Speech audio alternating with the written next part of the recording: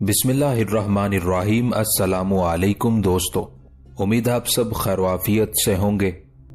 एक रोज जब कि आसमान की वसी छतरी तले फैली कायनात में दिन भर जलता सूरज अपनी रोशनी की तलीसान को समेटता हुआ गरूब होने के करीब था और दिन का चेहरा तारीक होना शुरू हो गया था।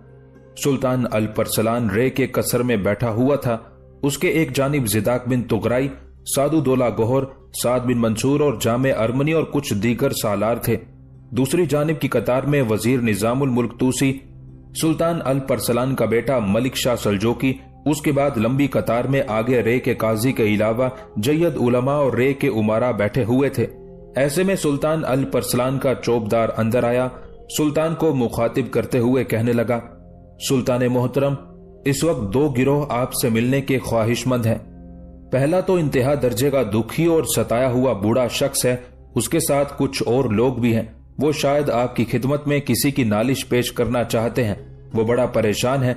दूसरे हमारे कुछ मुखबिर हैं जो रोमनों और गुर्जिस्तानियों से मुतालिक आपकी खिदमत में कोई इत्तला देना चाहते हैं। इस पर सुल्तान अल-परसलान ने अपने चौबदार को मुखातिब करते हुए कहना शुरू किया, पहले उस लागर बूढ़े को बुलाओ जो किसी के खिलाफ मुझसे नालिश बयान करना चाहता है। मैं उसकी बात सुनूंगा, उसके बाद मुखबिरों को मेरे पास लाना। सुल्तान अल-परसलान का यह हुक्म सुनकर चौबदार बाहर निकला। थोड़ी देर बाद एक बूढ़ा कसर के उस कमरे में दाखिल हुआ था। सब ने देखा वो बूढ़ा ढली हुई उम्र का था। उसके चेहरे के पुरवकार खदोखाल पर सफर की थकान और उकताहट थी। दाढ़ी गर्द आलूद थी, अमामे में भी गर्द जमी हुई थी। लगता था बेचारा सदियों की गर्द आलूद मुसाफत तय करके रे शहर पहुंचा हो। कबल इसके कि सुल्तान अल-परसलान उस बूढ़े को मुखातिब करके कुछ पूछता, बूढ़ा खुद ही बोल पड़ा, सुल्तान मोहतरम, मैं और ये मेरे साथी गुर्जिस्तान से आए हैं। उसके बाद उस बूढ़े ने रो रो कर गमजदा आवाज में सुल्तान अल-परसलान को गुर्जिस्तान के हुक्मरानों की आसपास के मुसलमान इलाकों में तुर्कताज की दास्तान सुनाई, जिसे सुल्तान अल-परसलान ने बड़े जब्त और तहम्मुल से सुना। फिर उसने उन आने वाले लोगों से कहा, मेरे मुअज़्ज़ज़ मेहमानों, इसमें शक नहीं जो सूरत हाल तुमने बयान की है वो एक मुसलमान के लिए नाकाबिले बर्दाश्त है। मैं तुम पर इंकशाफ करूं, मैं कल ही अपने लश्कर के साथ गुर्जिस्तान की तरफ रवाना हो रहा हूं। तुम सब मेरे साथ जाओगे और जो जो मजालिम गुर्जिस्तानियों ने हमारी सरजमीनों में रवा रखे हैं उनकी मुझे तफसील बताते जाना। फिर देखना अल-परसलान अपनी कौम के एक एक फर्द का इंतकाम इन गुर्जिस्तानियों से कैसे लेता है। यहां तक कहने के बाद सुल्तान अल-परसलान रुका। उसके बाद अपने वजीर निजामुल मुल्क तूसी की तरफ देखते हुए सुल्तान ने कहना शुरू किया, निजामुल मुल्क, मेरे अजीज, गुर्जिस्तान से आने वाले इन सारे मुअज़्ज़ज़ मेहमानों को शाही मेहमान खाने में ठहराने का एहतमाम करना, इनके आराम और ताम का बेहतरीन बंदोबस्त करना। कल ये हमारे साथ कूच करेंगे। निजामुल मुल्क को हिदायत देने के बाद सुल्तान ने ज़िदाक बिन तुगराई की तरफ देखा। तुगराई के बेटे, आज रात ही के वक्त अपने लश्कर के कूच की तैयारियां मुकम्मल कर लेना। कल सुबह सुबह हम यहाँ से गुर्जिस्तान का रुख करेंगे। मेरे साथ ज़िदाक बिन तुगराई, तुम्हारे अलावा निजामुल मुल्क तूसी, मेरा बेटा मलिक शाह सल्जोकी, सादुदौला गोहर और साद बिन मंसूर होंगे। जामे अरमनी रे शहर में मेरी गैर मौजूदगी में उस लश्कर की कमानदारी करेगा जो रे शहर की हिफाजत के लिए यहाँ छोड़ा जाएगा। ये अहकामात जारी करने के बाद सुल्तान ने अपने दारोगा की तरफ देखा और उसे मुखातिब करके कहने लगा, अब अपने तलायागर कारकुनों को लाओ जो मेरे लिए कुछ खबरें लेकर आए हैं। उसके साथ ही दारोगा मुड़ा और बाहर निकल गया। थोड़ी देर बाद उसने सुल्तान के मुखबिरों को लाकर सुल्तान के सामने ला खड़ा कर दिया था। फिर सुल्तान ने उन्हें मुखातिब किया, मेरे अजीजों, कहो तुम क्या खबर लेकर आए हो। मुझे अफसोस है कि तुम्हें कुछ देर बाहर रखना पड़ा, इसलिए कि गुर्जिस्तान से कुछ नालिशी आए थे। उन्होंने गुर्जिस्तान के हुक्मरानों की हमारे इलाकों में तबाही और बर्बादी की दास्तान सुनाई है, जिसके जवाब में मैं कल अपने लश्कर के साथ यहाँ से कूच करने वाला हूँ। सुल्तान अल-परसलान की उस गुफ्तगू के जवाब में एक मुखबिर बोल पड़ा, सुल्तान मोहतरम, अगर गुर्जिस्तान के हालात आप तक पहुंच चुके हैं तो हम आपसे रोमनों के मुतालिक कुछ कहना चाहते हैं। सुल्तान मोहतरम, गुर्जिस्तानियों ने मुसलमानों के इलाकों में घुसकर दूर दूर तक तबाही और बर्बादी का खेल खेला है। अक्सर मुसलमानों को उन्होंने तहे तैग किया और उनके जानो माल को नुकसान पहुंचाया और उनकी हर शय को समेटकर वो उसके मालिक बन बैठे हैं। जिन लोगों के घरों में तहखाने थे वो अभी तक तहखानों में छुपे बैठे हैं। सुल्तान मोहतरम, ये तो गुर्जिस्तान की हालत है। अब रोमनों की रुदात सुनिए। جس طرح اس سے پہلے رومنوں کے جرنیل آرتی نے تباہی و بربادی کا کھیل کھیلا تھا، ویسا ہی کھیل اس بار رومنوں کے جرنیل باسیلیوس نے بھی کھیلا ہے۔ یہ کھیل بھی گرجستان کے بادشاہ بکرات کے ایما پر کھیلا گیا ہے۔ باسیلیوس ایک بہت بڑا لشکر لے کر قسطنطنیہ سے نکلا اور مسلمانوں کے علاقوں میں دور دور تک اس نے تباہی و بربادی مچا کر رکھ دی۔ جس طرح گرجستانیوں نے مسلمانوں کو نقصان پہنچایا، سلطان محترم ایسا ہی نقصان رومنوں کے جرنیل باسیلیوس نے بھی رومنوں کی سلطنت سے ملحق علاقوں میں مچایا ہے۔ شاید سلطان کے لیے یہ سارے انکشافات ناقابل برداشت تھے۔ وہ اپنی جگہ پر اٹھ کھڑا ہوا اور زیداک بن تغرائی کی طرف دیکھتے ہوئے کہنے لگا، زیداک بن تغرائی، اب تم مستقر کی طرف جاؤ اور لشکر کے کوچ کی ابھی سے تیاریاں کر دو۔ اس کے ساتھ ہی سب لوگ وہاں سے اٹھے اور قصر کے اس کمرے سے نکل گئے تھے۔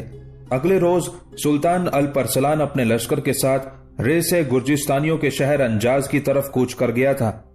علی جاک، انابیل، روزوا اور باربک ابھی تک بیچارے اپنے گھر کے تہہ خانے میں دبکے ہوئے تھے۔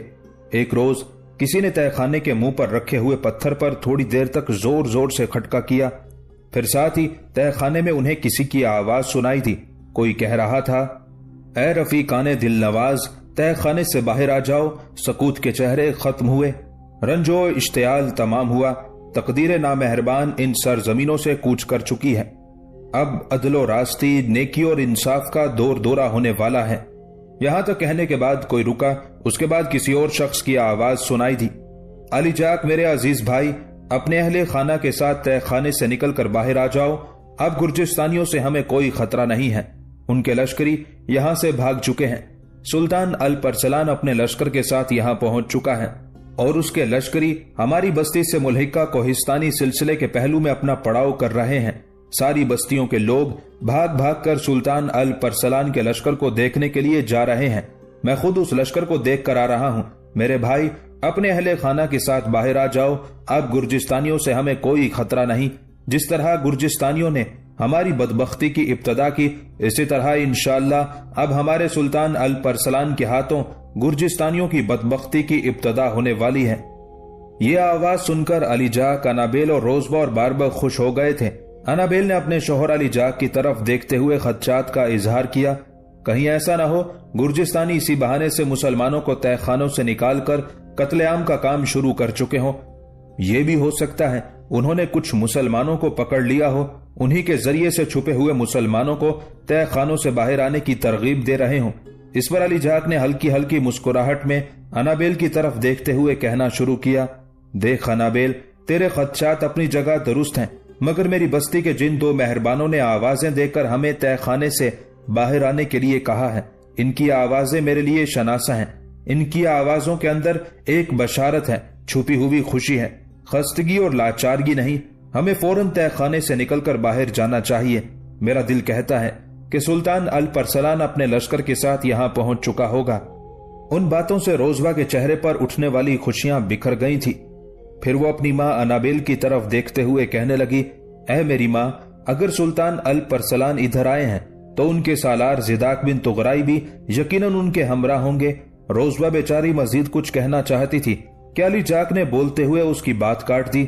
روزوا میری بیٹی، تیرا کہنا درست ہے، جہاں سلطان الپرسلان ہوگا وہاں اس کے سالار اول زیداک بن تغرائی کا بھی ان کے ہمراہ ہونا لازمی ہے۔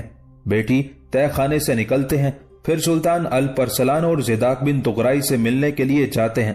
اس کے ساتھ ہی علی جاک اپنی جگہ سے اٹھا، سیڑھیاں چڑھ کر اوپر گیا۔ پھر جب اس نے ڈھکن اٹھایا تو دیکھا بستی کے بہت سے لوگ تہہ خانے کے اس کمرے میں کھڑے تھے۔ انہیں دیکھتے ہوئے علی جاک خوش ہو گیا، پھر زور زور سے پکارتے ہوئے کہنے لگا، انابیل، روزوا، باربک، میرے بچوں باہر آ جاؤ۔ علی جاک فوراً باہر نکل آیا اور پیچھے ہی پیچھے انابیل، روزوا اور باربک بھی تہہ خانے سے نکل آئے۔ پھر تہہ خانے کو پہلے کی طرح بند کر دیا گیا۔ بستی کے لوگوں میں سے ایک بوڑھے نے علی جاک کو مخاطب کر کے کہنا شروع کیا، علی جاک، اب برا وقت ختم ہو گیا ہے۔ میں تمہیں پہلے ہی بتا چکا ہوں کہ سلطان الپرسلان اپنے لشکر کے ساتھ ہماری بستی کے قریب پڑاؤ کر چکے ہیں اور لوگ ان کے آنے پر ایسے خوش ہیں کہ بے تحاشا ان کے لشکر کی طرف بھاگے چلے جا رہے ہیں۔ گرجستانی سلطان الپرسلان کا سن کر پہلے ہی اپنے علاقوں کی طرف چلے گئے ہیں۔ اب دیکھیں سلطان الپرسلان ان کے خلاف کیا قدم اٹھاتا ہے۔ اب تم اپنے گھر کی دیکھ بھال کرو، ہم دوسرے لوگوں کے تہہ خانوں کی طرف جاتے ہیں۔ ان کو بھی تہہ خانوں سے نکالتے ہیں۔ اس کے ساتھ ہی بستی کے وہ لوگ وہاں سے چلے گئے تھے۔ ان کے جانے کے بعد علی جاک نے انابیل، روزبا اور باربک کی طرف دیکھتے ہوئے کہنا شروع کیا، گھر کی دیکھ بھال تو ہوتی رہے گی، اس لیے کہ لمبا کام ہے۔ پہلے سلطان الپرسلان کے لشکر کو دیکھتے ہیں، سلطان کی خدمت میں حاضر ہوتے ہیں، زداک بن طغرائی سے بھی ملتے ہیں۔ یہ ہماری خوش قسمتی ہے کہ سلطان الپرسلان ان علاقوں کے مسلمانوں کی مدد کے لیے پہنچ چکے ہیں۔ میرا دل کہتا ہے کہ سلطان کے ہاتھوں گرجستانیوں کو بدترین شکست ہوگی اور آنے والے دور میں ہمارے یہ علاقے گرجستانیوں کی ترک و تاج سے محفوظ اور مامون ہو جائیں گے۔ اٹھو، سلطان الپرسلان کے لشکر کو دیکھنے چلیں۔ انابیل، باربک اور روزبا نے علی جاک کی اس تجویز سے اتفاق کیا۔ چاروں اپنے گھر سے نکلے اور اس کوہستانی سلسلے کی طرف بڑی تیزی سے بڑھنے لگے تھے جس کے دامن میں سلطان الپرسلان نے اپنے لشکر کے ساتھ پڑاؤ کیا تھا۔ کریام نام کی اس بستی کے کوہستانی سلسلے میں سلطان الپرسلان اپنے لشکر کے ساتھ پڑاؤ کرنے کے بعد اپنے لشکریوں کے لیے کھانا تیار کرانے کی نگرانی کر رہا تھا۔ اس موقع پر زداک بن طغرائی، نظام الملک توسی، سلطان الپرسلان کا بیٹا ملک شاہ سلجوکی، سعد الدولہ گوہر، سعد بن منصور بھی سلطان کے ہمراہ تھے۔ ایسے میں اچانک علی جاک، روزبا، انابیل اور باربک وہاں پہنچے۔ ان چاروں کو دیکھتے ہی زداک بن طغرائی کے چہرے پر خوشیاں بکھر گئی تھی۔ انہیں دیکھ کر وہ آگے بڑھا۔ پہلے باری باری علی جاک اور باربک سے وہ گلے ملا۔ اس موقع پر روزبا کو مخاطب کرتے ہوئے زداک بن طغرائی کچھ کہنا ہی چاہتا تھا کہ روزبا اپنی گردن جھکاتے ہوئے زداک بن طغرائی کے قریب گئی، اپنی مٹھاس برساتی، شہد گھولتی آواز میں کہنے لگی، آپ کیسے ہیں؟ آپ کب آئے؟ روزبا کے اس سوال پر اور اس کی شہد برساتی آواز، اس کے شیریں لہجے کو سنتے ہوئے لمحہ بھر کے لیے زداک بن طغرائی خوشکن حکایتوں میں ڈوب کر رہ گیا تھا۔ پھر اس نے غور سے روزبا کی طرف دیکھتے ہوئے کہنا شروع کیا، دیکھ روزبا، میں ٹھیک ہوں، تھوڑی دیر پہلے ہی ہمارا لشکر یہاں پہنچا ہے، ابھی تک پورے لشکر نے پڑاؤ بھی نہیں کیا۔ میں بس تم لوگوں کے متعلق بڑا فکر مند تھا اور میں سلطان سے اجازت لے کر تمہاری طرف آنے ہی والا تھا۔ اچھا ہوا تم چاروں خود لشکر میں چلے آئے ہو۔ پھر زداک بن طغرائی سلطان کے قریب گیا اور دھیمی آواز میں اس نے سلطان سے سرگوشی کی۔ اس سرگوشی کو جہاں سلطان الپرسلان نے سنا، وہاں نظام الملک توسی، ملک شاہ سلجوکی، سعد الدولہ گوہر اور سعد بن منصور نے بھی سنا۔ اس سرگوشی سے سلطان الپرسلان کے چہرے پر خوشگوار مسکراہٹ نمودار ہوئی تھی۔ پھر وہ علی جاک کے قریب آیا، پہلے علی جاک سے مصافحہ کیا، اس کے بعد باربک سے ہاتھ ملایا۔ پھر سلطان الپرسلان روزبا کے قریب آیا اور اس کے سر پر ہاتھ پھیرا اور بڑے نرم لہجے میں اسے مخاطب کیا، روزبا میری بیٹی، میری بچی، تو کیسی ہے؟ میں تجھے مبارکباد دیتا ہوں کہ تو نے اپنے لیے میرے سالار زداک بن طغرائی کا انتخاب کیا۔ سن میری بیٹی، میری بچی، میں تمہیں ضمانت دیتا ہوں کہ تو زداک بن طغرائی کے ساتھ زندگی بسر کرتے ہوئے ہمیشہ خوشیاں سمیٹتی رہے گی۔ روزبا میری بچی، زداک بن طغرائی میرا سالار اول ہی نہیں، یوں جانو یہ میرے جسم کا ایک حصہ ہے۔ میری بیٹی، میری بچی، میں ایک بار پھر تمہیں زداک بن طغرائی کے ساتھ منسوب ہونے پر دلی مبارکباد دیتا ہوں۔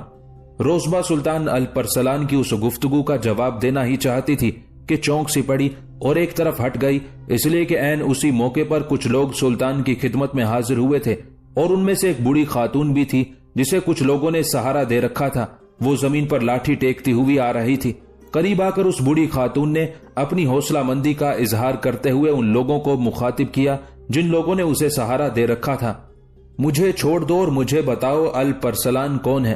اس بوڑھی عورت کے سوال پر سلطان الپرسلان اس کے نزدیک ہوا اور اسے مخاطب کر کے کہنے لگا، اے خاتون محترم، میں الپرسلان ہوں، کہو تم مجھ سے کیا کہنا چاہتی ہو؟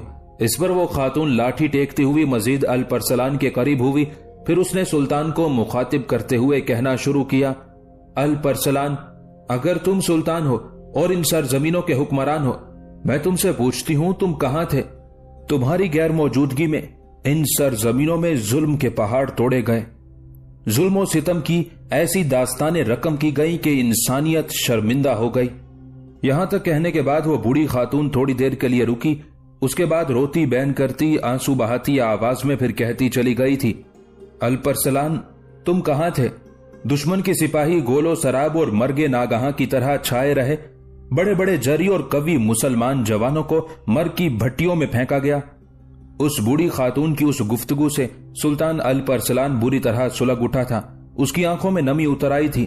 وہ اس بوڑھی خاتون کو مخاطب کر کے کچھ کہنا ہی چاہتا تھا کہ बूढ़ी खातून न जाने अपने आप में इतनी हिम्मत कहां से ले आई कि अपनी लाठी को टेकते हुए वो मजीद आगे बढ़ी और अपना दायां हाथ उसने आगे बढ़ाया और अल्प अरसलान का गिरेबान पकड़कर अपनी तरफ खींचते हुए वो पहले की निस्बत और ज्यादा भयानक और गजबनाक आवाज में बोल उठी, अल्प अरसलान, एक सुल्तान और एक हुक्मरान की हैसियत से जो कौम का खादिम होता है, मैं तुमसे ये पूछती हूँ कि इन इलाकों में क्यों मुसलमानों की तकदीस और तहारत को यूं रंजूर किया गया? क्यों रसूल मदनी के मानने वालों के जिस्मों पर पूरा शोभ जख्मों की कंदाकारी की गई? उस मौके पर वो लोग जो बुढ़िया को लेकर आए थे वो आगे बढ़े ताकि उस बुढ़िया से सुल्तान का गिरेबान छुड़ाएं, पर सुल्तान ने हाथ के इशारे से उन्हें रुकने के लिए कहा। फिर सुल्तान की खोलती हुई आवाज सुनाई दी, खबरदार, इस बुढ़िया को मुझसे अलहदा मत करना। कसम खुदावंदे कुद्दूस की, ये इसी तरह मेरा गिरेबान पकड़कर मुझसे मेरे फराइज के मुतालिक मुझसे जवाब तलबी करे। मुझसे जो गफलत हुई है तो ये हक रखती है कि मेरे जमीर को झंझोड़े, मुझे मेरे फराइज याद दिलाए, और कोई कोताही मुझसे अगर इस सिलसिले में हुई है तो कसम खुदाए लाजवाल की ये बुढ़िया इस काबिल भी है कि उस कोताही की मुझे सजा दे, इसलिए कि मेरी ही नहीं पूरी मुस्लिम कौम की मां है। उस मौके पर सुल्तान अल्प अरसलान की आंखों में उमड़ते आंसुओं के पसे मंजर में खसो खाशाक, नाबूदो फना कर देने वाली सरफरोशी, जिंदा दिली और वजदे शौक था। उसके चेहरे की गजबनाकी के पसे मंजर में कोहर में जोश मारती सिमाब सिफत बिजलियां बरकोराद और आतिशे पुर इल्तिहाब जोश मार रहे थे। सुल्तान अल्प अरसलान की आंखों से आंसू रवा हो गए थे। उस मौके पर सबने हैरत और ताज्जुब में देखा, बर्ग के कोंदे की तरह रोजबा आगे बढ़ी थी। अपने सर से बंधा हुआ रुमाल उसने उतारा, उसे अपने दोनों हाथों में फैलाया। फिर सुल्तान की आंखों से जो आंसू गिरे थे वो जमीन पर उसने ना गिरने दिए बल्कि अपने रुमाल पर लिए थे।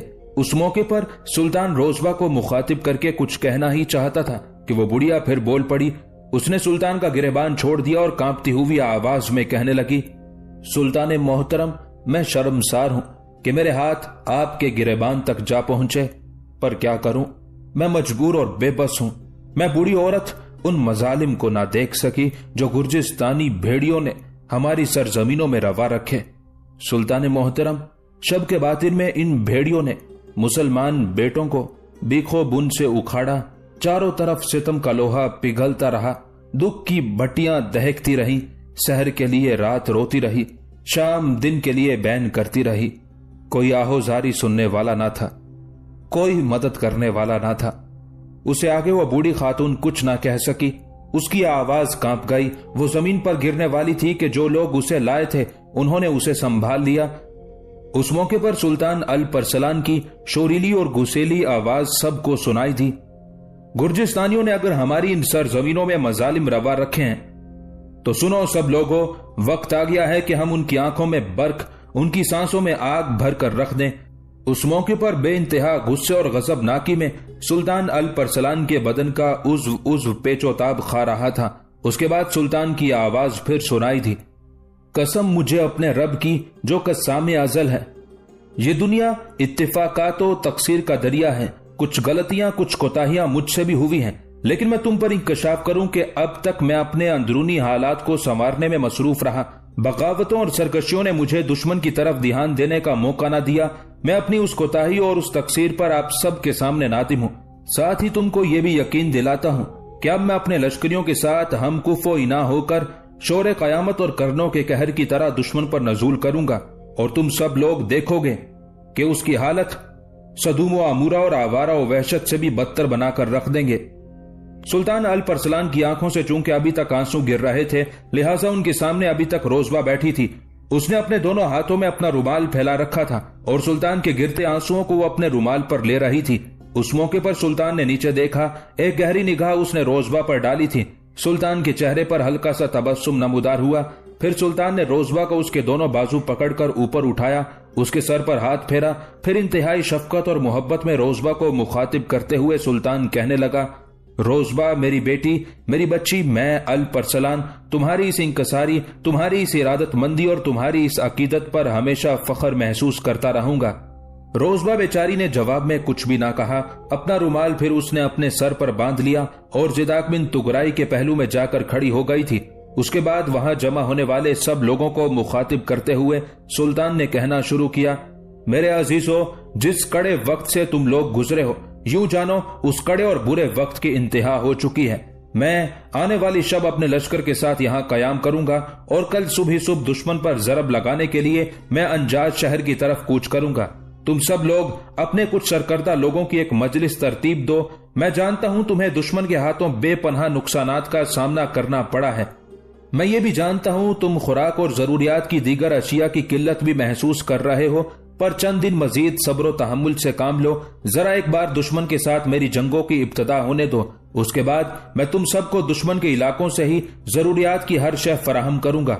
जो मजलिस तुम अपने सरकर्दा लोगों की तरतीब दोगे वो मेरे सालार ज़िदाक बिन तुगराई के साथ राब्ता रखे। उसके जरिए इन इलाकों में जिस कदर लोग मुतासिर हुए हैं, मैं उनकी तवक्को से कहीं बढ़कर उनकी माली मदद करूंगा।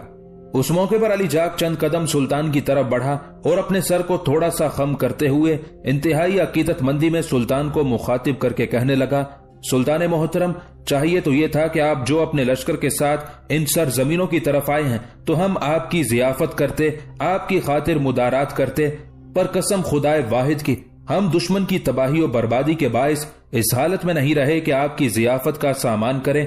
इन इलाकों के सारे ही लोग लूटे जा चुके हैं, किसी के पास इस कदर असासा नहीं कि आपके और आपके लश्करियों की जियाफत का सामान करे। सुल्तान अल परसलान उस मौके पर अली जाक को मुखातिब करके कुछ कहना ही चाहता था कि बीच में ज़िदाक बिन तुगराई बोल पड़ा। उसने अली जाक को मुखातिब करके कहना शुरू किया, अली जाक मेरे मोहतरम, आपका जो इतना बड़ा रेवड़ था आपके पास है या दुश्मन की नजर हो गया है? ज़िदाक बिन तुगराई के उस सवाल पर अली जाक बेचारे की गर्दन दुख और गम में झुक गई थी। फिर वो कहने लगा, ज़िदाक मेरे बेटे, जिस वक्त दुश्मन हम पर हमलावर हुआ उस वक्त रोजबो और बारबक रेवड़ चरा रहे थे। उसके बाद ज़िदाक बिन तुगराई को अली जाक ने वह पूरी रुदात सुना दी थी जिस तरह वो अपनी बेटी बेटे को कोहिस्तानी सिलसिले से निकालने के लिए जिद्दोजहद करता रहा, जिस तरह उसने गार में पनाह ली, फिर जो के खेतों में होता हुआ घर पहुंचा, 2 सिपाहियों का खात्मा किया, उसके बाद तहखाने में चला गया। ये सारी रुदात सुनकर एक बार फिर ज़िदाक बिन तुगराई, सुल्तान अल परसलान और दीगर लोग परेशान और फिक्रमंद हो गए थे। उस मौके पर सुल्तान अल परसलान फिर बोल पड़ा, ज़िदाक मेरे बेटे, जिस कदर इन बस्तियों के लोग यहाँ जमा हुए हैं, आज की शब ये हमारे यहाँ ही कयाम करेंगे। इन सब के कयाम का बेहतरीन बंदोबस्त करो। आज शाम का खाना और कल सुबह का खाना ये हमारे लश्कर में खाएंगे और इनकी मौजूदगी ही में कल हम अपने लश्कर के साथ यहाँ से कूच करेंगे। अली जाक मेरे मोहतरम, आप अपनी बीवी, बेटी और बेटे के साथ ज़िदाक बिन तुगराई के खेमे में कयाम करेंगे। सब लोग सुल्तान अल परसलान के उस फैसले से खुश हो गए थे, कबल इसके कि उनमें से कोई अपने रद्द अमल का इजहार करता। कुछ घुड़सवार अपने घोड़ों को सर पर दौड़ाते हुए आए। करीब आकर वो अपने घोड़ों से उतरे। सुल्तान के करीब आकर बुलंद आवाज में उन्होंने सलाम किया। वो शायद सुल्तान अल परसलान के मुखबिर थे।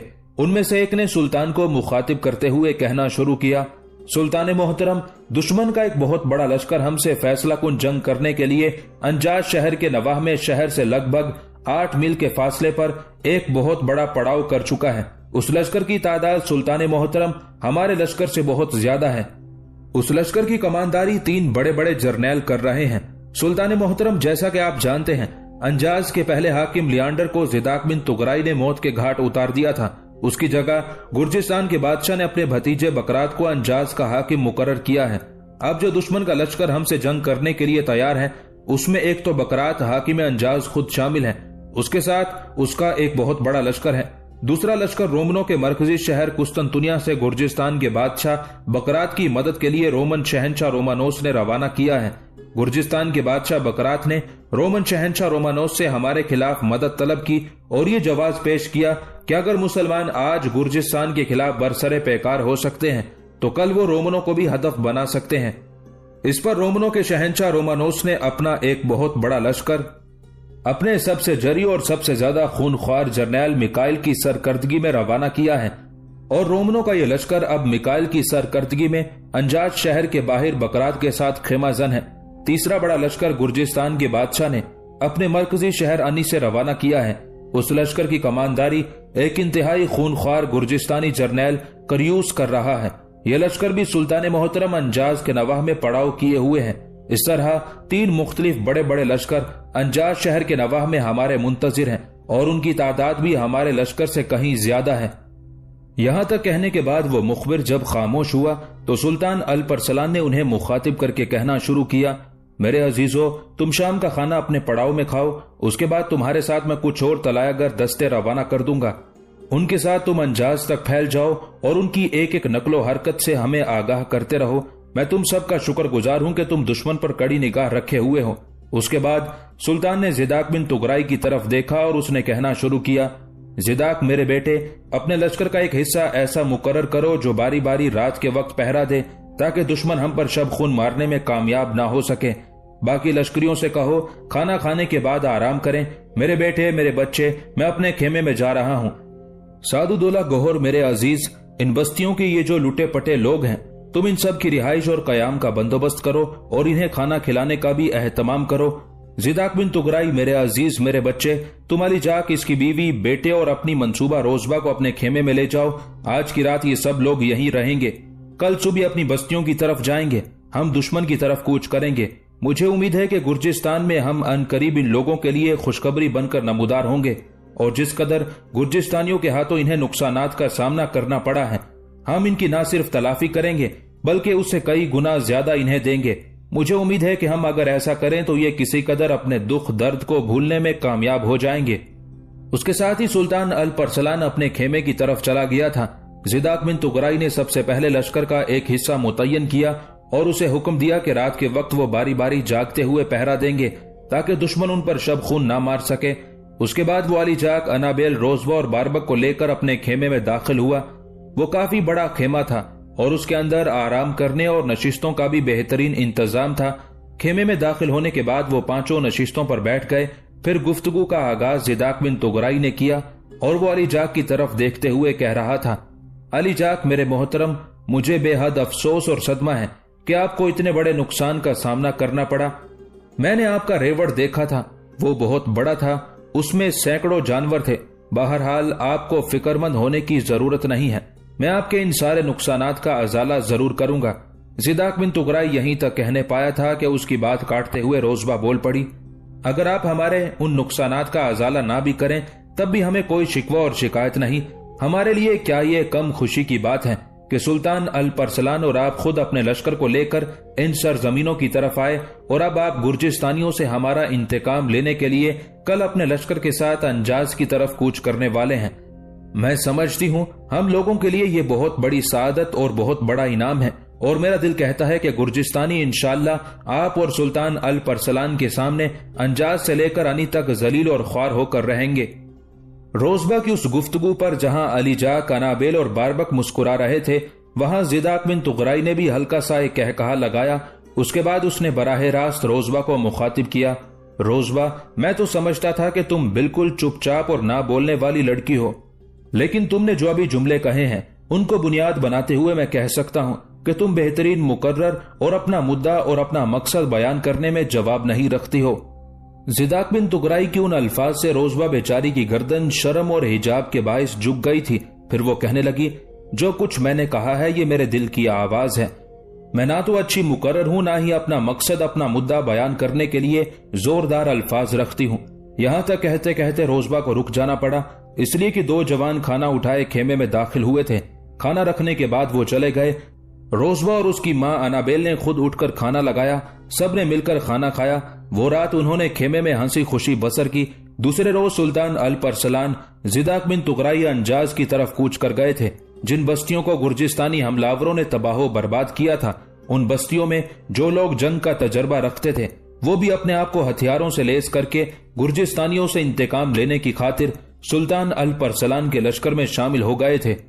سلطان الپرسلان اپنے لشکر کے ساتھ انجاز شہر سے جب لگ بھگ 8 میل کے فاصلے پر پہنچا، تب سلطان نے دیکھا گرجستانیوں کا ایک بہت بڑا لشکر، جو تعداد میں سلطان کے اپنے لشکر سے بھی کہیں زیادہ تھا، مسلمانوں کے لشکر کی راہ روکے کھڑا تھا۔ گرجستانیوں کے لشکر کے محل وقوع کے متعلق سلطان الپرسلان کے مخبر پہلے ہی آگاہ کر چکے تھے۔ جو ہی سلطان الپرسلان کا لشکر گرجستانیوں کو دکھائی دیا، گرجستانیوں نے اپنے لشکر میں جنگ کے طبل بجا دیے تھے، جو اس بات کی تنبیہ تھی کہ وہ فی الفور مسلمانوں کے خلاف جنگ کرنے پر آمادہ ہیں۔ یہ صورتحال دیکھتے ہوئے سلطان الپرسلان نے بڑی تیزی کے ساتھ اپنے لشکر کو اپنا پڑاؤ کرنے کا حکم دے دیا۔ سلطان الپرسلان کا یہ حکم ملتے ہی آن کی آن میں ان کے لشکریوں نے اپنا پڑاؤ قائم کر دیا تھا۔ پھر سلطان الپرسلان نے سب سے پہلے دشمن کے لشکر کا ایک جائزہ لیا۔ اس کے بعد سلطان نے اپنے سارے سالاروں کو اپنے پاس بلایا اور انہیں مخاطب کیا، میرے عزیزو، میں دیکھتا ہوں ہمارے سامنے گرجستانیوں نے اپنے لشکر کو 3 حصوں میں تقسیم کیا ہے۔ میں بھی ان کے مقابلے میں ایسا ہی کرنا چاہتا ہوں۔ جو لشکر میرے ساتھ کام کرے گا وہ قلب کے طور پر وسطی حصے میں رہے گا۔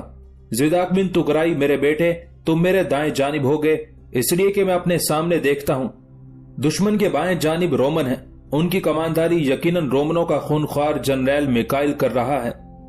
زیداک، میں جانتا ہوں تو رومنوں کے طریقہ جنگ سے بھی خوب واقف ہے، لہٰذا مجھے قوی امید ہے کہ تو میکائل اور اس کے ماتحت لڑنے والے رومنوں کو جنگ کے دوران ریوڑ کے بے ضرر جانوروں کی طرح ہانک کر رکھ دے گا۔ زیداک بن تغرائی کو مخاطب کرنے کے بعد سلطان الپرسلان امیر سعدالدولہ گوہر کو مخاطب کرتے ہوئے کہنے لگا، سعدالدولہ میرے عزیز، تم بائیں جانب رہو گے۔ میرے خیال میں تمہارے مقابلے میں گرجستانیوں کا وہ لشکر آئے گا جسے گرجستانیوں کے بادشاہ نے اپنے مرکزی شہر انی سے روانہ کیا ہے، اور جو گرجستانیوں کے بادشاہ بکرات کے جرنیل کریوس کی سرکردگی میں کام کر رہا ہے، جبکہ میں دیکھتا ہوں قلب کے طور پر میرے سامنے انجاز شہر کا موجودہ حاکم بکرات آئے گا۔ مجھے امید ہے کہ اس جنگ میں اگر ہم تینوں خداوند قدوس کا نام لے کر ابتدا کریں اور اس سے مدد اور اعانت کی بھیک مانگتے ہوئے اپنی پوری جانثاری اور سرفروشی کے ساتھ دشمن پر ضرب لگائیں تو دشمن ہمارے سامنے انجاز شہر سے باہر ان ویرانوں میں زیادہ دیر تک ٹھہر نہیں سکے گا۔ میرے عزیزو، سعد بن منصور میرے ساتھ قلب میں رہے گا، جبکہ میں نظام الملک توسی اور اپنے بیٹے ملک شاہ سلجوکی کو اپنے پڑاؤ کی حفاظت پر مقرر کرتا ہوں۔ نظام الملک اور ملک شاہ کے ساتھ بھی لشکر کا ایک حصہ ہوگا جو اپنے پڑاؤ کی حفاظت کر سکے گا۔ اب تم سب اپنے اپنے لشکر کی ترتیب درست کرو، اس لیے کہ دشمن کسی بھی لمحہ جنگ کی ابتدا کر سکتا ہے۔ سلطان الپرسلان کا یہ حکم ملتے ہی سارے سالار فی الفور حرکت میں آئے۔ سلطان اپنے لشکر کے ساتھ وسطی حصے میں استوار ہو گیا تھا۔ دائیں جانب زیداک بن تغرائی اپنے لشکر کی صفیں درست کرنے لگا تھا، جبکہ بائیں جانب امیر سعدالدولہ گوہر نے اپنے لشکر کی صفیں درست کرنا شروع کر دی تھی، جبکہ لشکر کے قلب میں سلطان اور سعد بن منصور اپنے لشکر کی ترتیب کرنے میں مصروف تھے۔ سلطان الپرسلان کا وزیر نظام الملک توسی اور سلطان الپرسلان کا بیٹا ملک شاہ سلجوکی اپنے حصے کے لشکر کو لے کر پشت کی جانب پڑاؤ کی حفاظت کرنے کے لیے مستعد ہو گئے تھے۔ یہ سارے کام پورے کرنے کے بعد سلطان الپرسلان نے بھی اپنے لشکر میں جنگ کے طبل بجانے کا حکم دے دیا تھا۔ سلطان کا یہ حکم ملنا تھا کہ ان کے لشکر کے پشتی حصے میں جنگ کے طبل، دفے اور نکارے بج اٹھے تھے، جن کی آوازیں دشمن کے کانوں تک بھی پہنچی تھی، اور اس بات کی تنبیہ تھی کہ سلطان ان کے ساتھ جنگ کرنے کے لیے آمادہ اور تیار ہیں۔ ادھر گرجستانیوں کے لشکر کی ترتیب کچھ اس طرح تھی کہ وسطی حصے میں زیداک بن تغرائی کے ہاتھوں مارے جانے والے پہلے حاکم انجاز لیانڈر کا بیٹا بکرات تھا، جو اب انجاز کا حاکم تھا، اور اس کا سامنا سلطان الپرسلان سے ہونا تھا۔ بائیں جانب رومنوں کا ایک بہت بڑا لشکر تھا، جس کی کمانداری رومنوں کا خونخوار جنرل میکائل کر رہا تھا، اور اس میکائل کو اب زیداک بن تغرائی سے ٹکرانا تھا۔ بکرات کے دائیں جانب گرجستان کے مرکزی شہر انی سے آنے والا گرجستانیوں کا وہ لشکر تھا جس کی کمانداری کریوس کر رہا تھا، اور اس کریوس کو امیر سعدالدولہ گوہر کا مقابلہ کرنا تھا۔ اس جنگ میں انجاز کے پہلے حاکم لیانڈر کی بیٹی اور انجاز کے موجودہ حاکم بکرات کی بہن اناسٹا بھی حصہ لے رہی تھی۔ اس کی کمانداری میں بھی ایک کافی بڑا لشکر رکھا گیا تھا، اور اناسٹا کو اپنے پڑاؤ کی حفاظت پر مامور کیا گیا تھا۔ تھوڑی دیر تک دونوں لشکروں میں جنگ کے طبل بجتے رہے، مختلف آوازوں میں نعرے اور تکبیریں بلند ہوتی رہی، جس سے لشکریوں کا خون کھولتا رہا۔ جنگ کی ابتدا کرنے کے لیے بےتابیاں بے چینیاں بڑھتی رہی، اور پھر انہی بےتابیوں اور بے چینیوں میں انجاز کے حاکم بکرات نے جنگ کی ابتدا کی۔ سب سے پہلے اس نے اپنے پورے لشکر کو آگے بڑھایا۔ مناسب فاصلے پر آنے کے بعد وہ اپنے ذاتی حصے کے لشکر کو لے کر آگے بڑھا۔ اس کے ساتھ ہی اس نے سلطان الپرسلان کے لشکر پر حملہ کر دیا تھا۔ بکرات کے بعد رومن جرنیل میکائل نے اپنے کام کی ابتدا کی۔ اس نے بھی اپنے لشکر کو آگے بڑھاتے ہوئے برق کے کوندوں کی طرح حملہ کر دیا تھا۔ میکائل کے بعد گرجستانیوں کے مرکزی شہر انی سے آنے والے لشکر کی کمانداری کرتے ہوئے اس کا جرنیل کریوس بھی امیر سعدالدولہ گوہر اور اس کے لشکریوں پر ٹوٹ پڑا تھا۔ سلطان الپرسلان، زیداک بن تغرائی اور سعدالدولہ گوہر اور سعد بن منصور نے شاید پہلے سے دشمن کے ساتھ جنگ کرنے کی ترتیب اور لاہ عمل طے کر رکھا تھا۔ دشمن جب پوری طرح ان پر حملہ ہو گیا تب تھوڑی دیر تک گھمسان کے رن میں سلطان الپرسلان اس کے سالاروں اور لشکریوں نے دشمن کے حملے کو روک دکھایا۔ پھر سلطان الپرسلان کے لشکر میں سب سے پہلے بیک آواز سلطان الپرسلان اور سعد بن منصور نے تکبیریں بلند کی تھی۔ ان تکبیروں کے جواب میں سلطان الپرسلان کے لشکر میں ہر شے تکبیروں کی گونجوں سے لرز اٹھی تھی، اس لیے کہ سارے لشکری تکبیریں بلند کرنے لگے تھے۔ اور ان تکبیروں کے جواب میں نہ صرف یہ کہ زیداک بن تغرائی اور امیر سعدالدولہ گوہر بلکہ پشت پر نظام الملک توسی اور ملک شاہ سلجوقی کی سرکردگی میں کام کرنے والے لشکری بھی اپنی پوری طاقت، اپنی پوری آواز سے تکبیریں بلند کرنے لگے تھے۔ ان تکبیروں نے ایک ایسا ہیجان اور ولولہ پیدا کیا تھا کہ جہاں تمام مسلمان لشکریوں کے ولولوں اور ان کے جذبوں میں ایک جوش پیدا ہوا، وہاں اپنے سامنے گرجستانیوں اور رومنوں کو ان تکبیروں نے ہلا کر رکھ دیا تھا۔ پھر سلطان الپرسلان نے اپنی جوابی کارروائی کی ابتدا کی۔ سلطان نے سعد بن منصور کے ساتھ اپنے لشکر کو للکارا۔ اس کے بعد سلطان الپرسلان اور سعد بن منصور انجاز کے حاکم بکرات اور اس کے لشکر پر ٹوٹ پڑے تھے۔ سلطان الپرسلان اور سعد بن منصور کے بعد زیداک بن تغرائی اور امیر سعدالدولہ گوہر بھی اپنے سامنے دشمن کے آنے والے لشکر پر ٹوٹ پڑے تھے۔